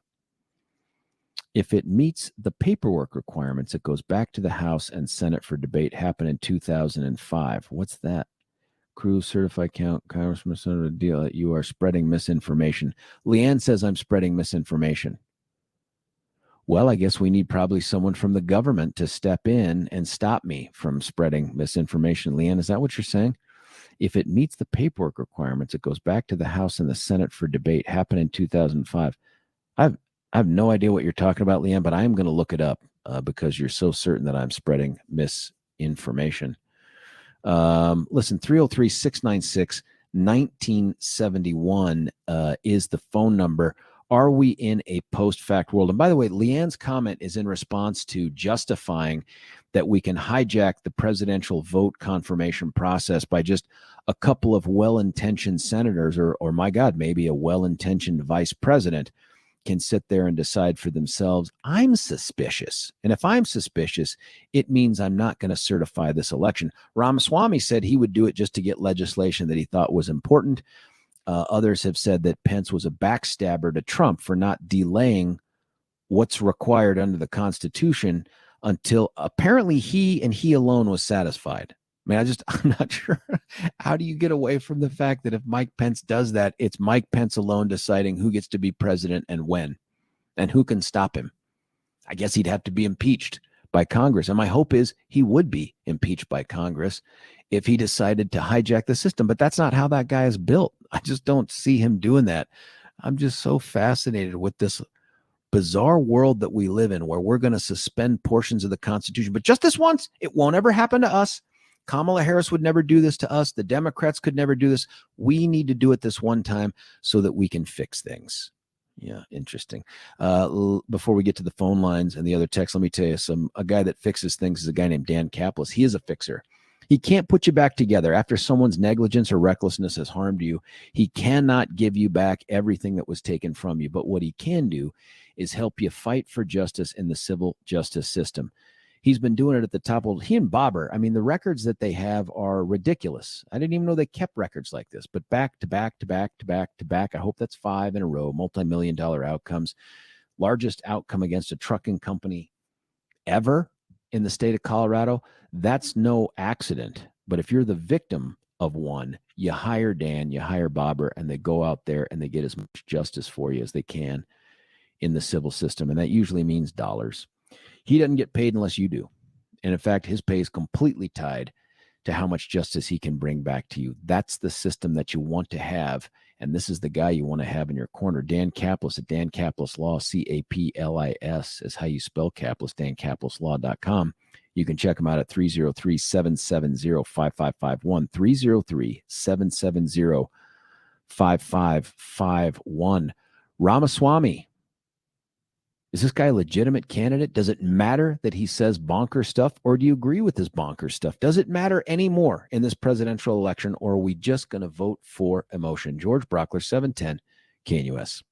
Imagine the lifelong impact of a journey to the Holy Land, surrounded by like-minded travelers. Picture yourself stepping foot in iconic locations right out of history. With nationally syndicated radio hosts Dennis Prager and Mike Gallagher, you'll gain firsthand understanding of the spiritual and political importance of this vital region. Hi, it's Mike Gallagher here. I hope you'll join Dennis Prager and me on an amazing journey through Israel in October 2023. Discover Israel's vibrant culture and why this nation is such a strategic partner for the United States. Join Dennis Prager and Mike Gallagher on this life-enriching Israel tour, October 25th through November 3rd, 2023. For more information, call 855-565-5519 or visit standwithisraeltour.com.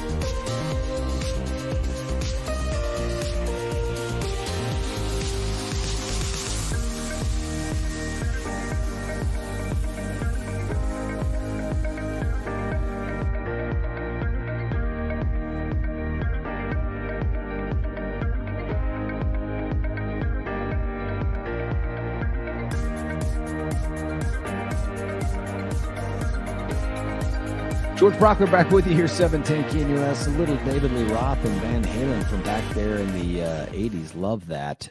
Love something else, too, and that's Mitch Floria with The Art of Granite. This guy is a craftsman, entrepreneur, and all-round great American. I'm not kidding. Dude has patriot blood, born and raised under communist-controlled Ceausescu there in Romania.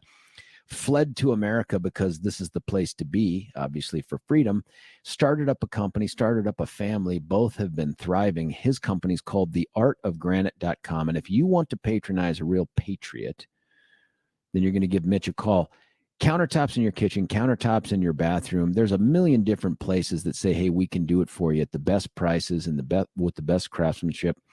They're all second place to Mitch Floria. He gives you the phone number in his pocket, 303-386-5919, 303-386-5919, theartofgranite.com. He also gives you 710 pricing. That's not just the wholesale pricing, but how about throw in the bathroom countertop for free with the kitchen countertop package, or your choice, throw in the sink for free with your countertop package. You give him a shout out at 303-386-5919. Or check them out at theartofgranite.com. That's theartofgranite.com. Let's go right back to the phone lines. Jay, you're on 710. What do you think? Oh, I think you got a good subject going on today. Yes. Can you hear me? Yes, sir. I'm right here. Oh, okay. I think you got a good subject with this, Rami. And I also think that you were talking about the Democratic Party and their prejudice. Well, remember that Robert Byrd, who was the grand poobah of the Ku Klux Klan, was there. They loved him. They did love him. Hillary Clinton walked him to the door out when they were leaving because she knew, I think she was either a senator at that time or going to be a senator. And they are absolutely the most prejudiced group around. They went after Larry Elder in California when he tried to, become governor. They're horrible with their racism. Well, I think it's probably not owned by any one party. I'd love to say that the party of slavery is still the source of it, but that's not true, too. We know that there have been some Republicans out there, including David Duke and others, who subscribe to it. But I don't think it's about party. It's about some other kind of hatred and power and all that stuff. But when you listen to Vivek, do you hear someone who you think should be taken seriously, or do you hear, and this is a texter's comments, not mine, a carnival barker, a snake oil salesman, or no. Does it matter anymore? Does it matter? No, it does, because they're afraid of him because he's a verbal kickboxer. He also went to a Jesuit high school. He's got some substance to his background. He speaks every time that I've heard him. I've not heard much, but he speaks every time praising this country and his parents coming here, living the American dream. And they hate hearing that. They want people on welfare, living in government housing, and riding light rail. The Democrats. Does it concern you as a would-be voter? And Jay, I should have asked you, do you have a dog in this fight yet? Do you have someone that you are willing to support now, or are you waiting? And what for? Oh, I will say this. I hope that we get a good, red-blooded, American-loving president that doesn't sell us off to the Chinese and the Ukrainians. We'll see who that is. But the thing I like about this guy right now, like, do you like Vivek? I mean, I don't know much about him. He'd probably be a pretty good debater at some sort of level if there's another president. But the thing that I know that they fear of him is, boy, did he hand it to her. He had answers that were ad lib and very scary to the Democratic Party because, frankly, they haven't had anybody that quick on their feet for a long time. Everything she fed to him, he whipped back at her. No doubt that he is great on his feet and he is smart. He's certainly very, very smart. But like when you listen to that clip that we played from Chuck Todd, where he said, hey, if I had been Mike Pence, I would have held the certification process hostage to coercing Congress into taking over elections across the country. That one, do you agree with that? But two, if you don't, do you think to yourself, damn, do I want to give this guy a shot at that? Well, unfortunately, Mike Pence has turned out to be a turncoat. He's turned on his old boss, who gave him the vice presidency. Give me an example of what he's done to turn on him. Well, he's saying bad things about the president of the United States previous. Right, wrong, or indifferent. Let's let the court do its work. Okay, don't. Pence has turned out to be. He used to be a talk show host. I used to listen to him. He's really changed. Yeah, and other I don't things. buy, I don't buy the turncoat thing just because he has run and defended his conduct. I'm waiting for him to be gratuitous with Trump, and I don't see anything that's gratuitous. I don't either. I don't see any. When I had great bosses, I love them to this day. I think I'm a decent boss to my people, and I'll tell you what, the Pence and Trump are not going to be having any crumpets any time in the future together. Anybody that turns on him, anybody that is perceived to have turned on Trump ends up becoming persona non grata. And that was something else. Someone said, hey, I don't think he was able to do much with the deep state his first term in office because he surrounded himself with people who turned out to not be as loyal. And that's followed him outside of the White House. I mean, remember, he's got a dude right now that's flipping on him about the documents at Mar-a-Lago. I'd be anxious to see how some of these other 18 co-defendants show up, but maybe the guy's just not good at picking people. Well, I think it's pretty hard. You're part of a large group in your military background, and it's pretty hard to weed people out, even in a big company it is. But most importantly, this Vivek has the melatonin that they hate. They don't want anybody in the Republican Party. You talking about the with color of his skin? Melatonin in their skin. That's right. He has a cerebellum. Well, that's dangerous. He actually thinks for himself. Also, his history, his real history. It's kind of like Scott, grew up in a disadvantaged household. I think a single mom. I love that guy. I hope that somebody becomes president and makes him a cabinet member and a future president. I would love to vote for him. Tim Scott. Yeah, Jay. Hey, Jay, thanks for the call, man. So much more to talk about there. I love the fact that you listeners out there have driven this show again through the text. I couldn't get to all of them, all the phone calls as well. We'll be back tomorrow to talk about the events of the day. Keeping an eye on Tampa, by the way, could be hit by a hurricane. We'll keep an eye, too, on the other events. Stick around. It's George Brauchler on The George Show. You're listening to 710 KNUS.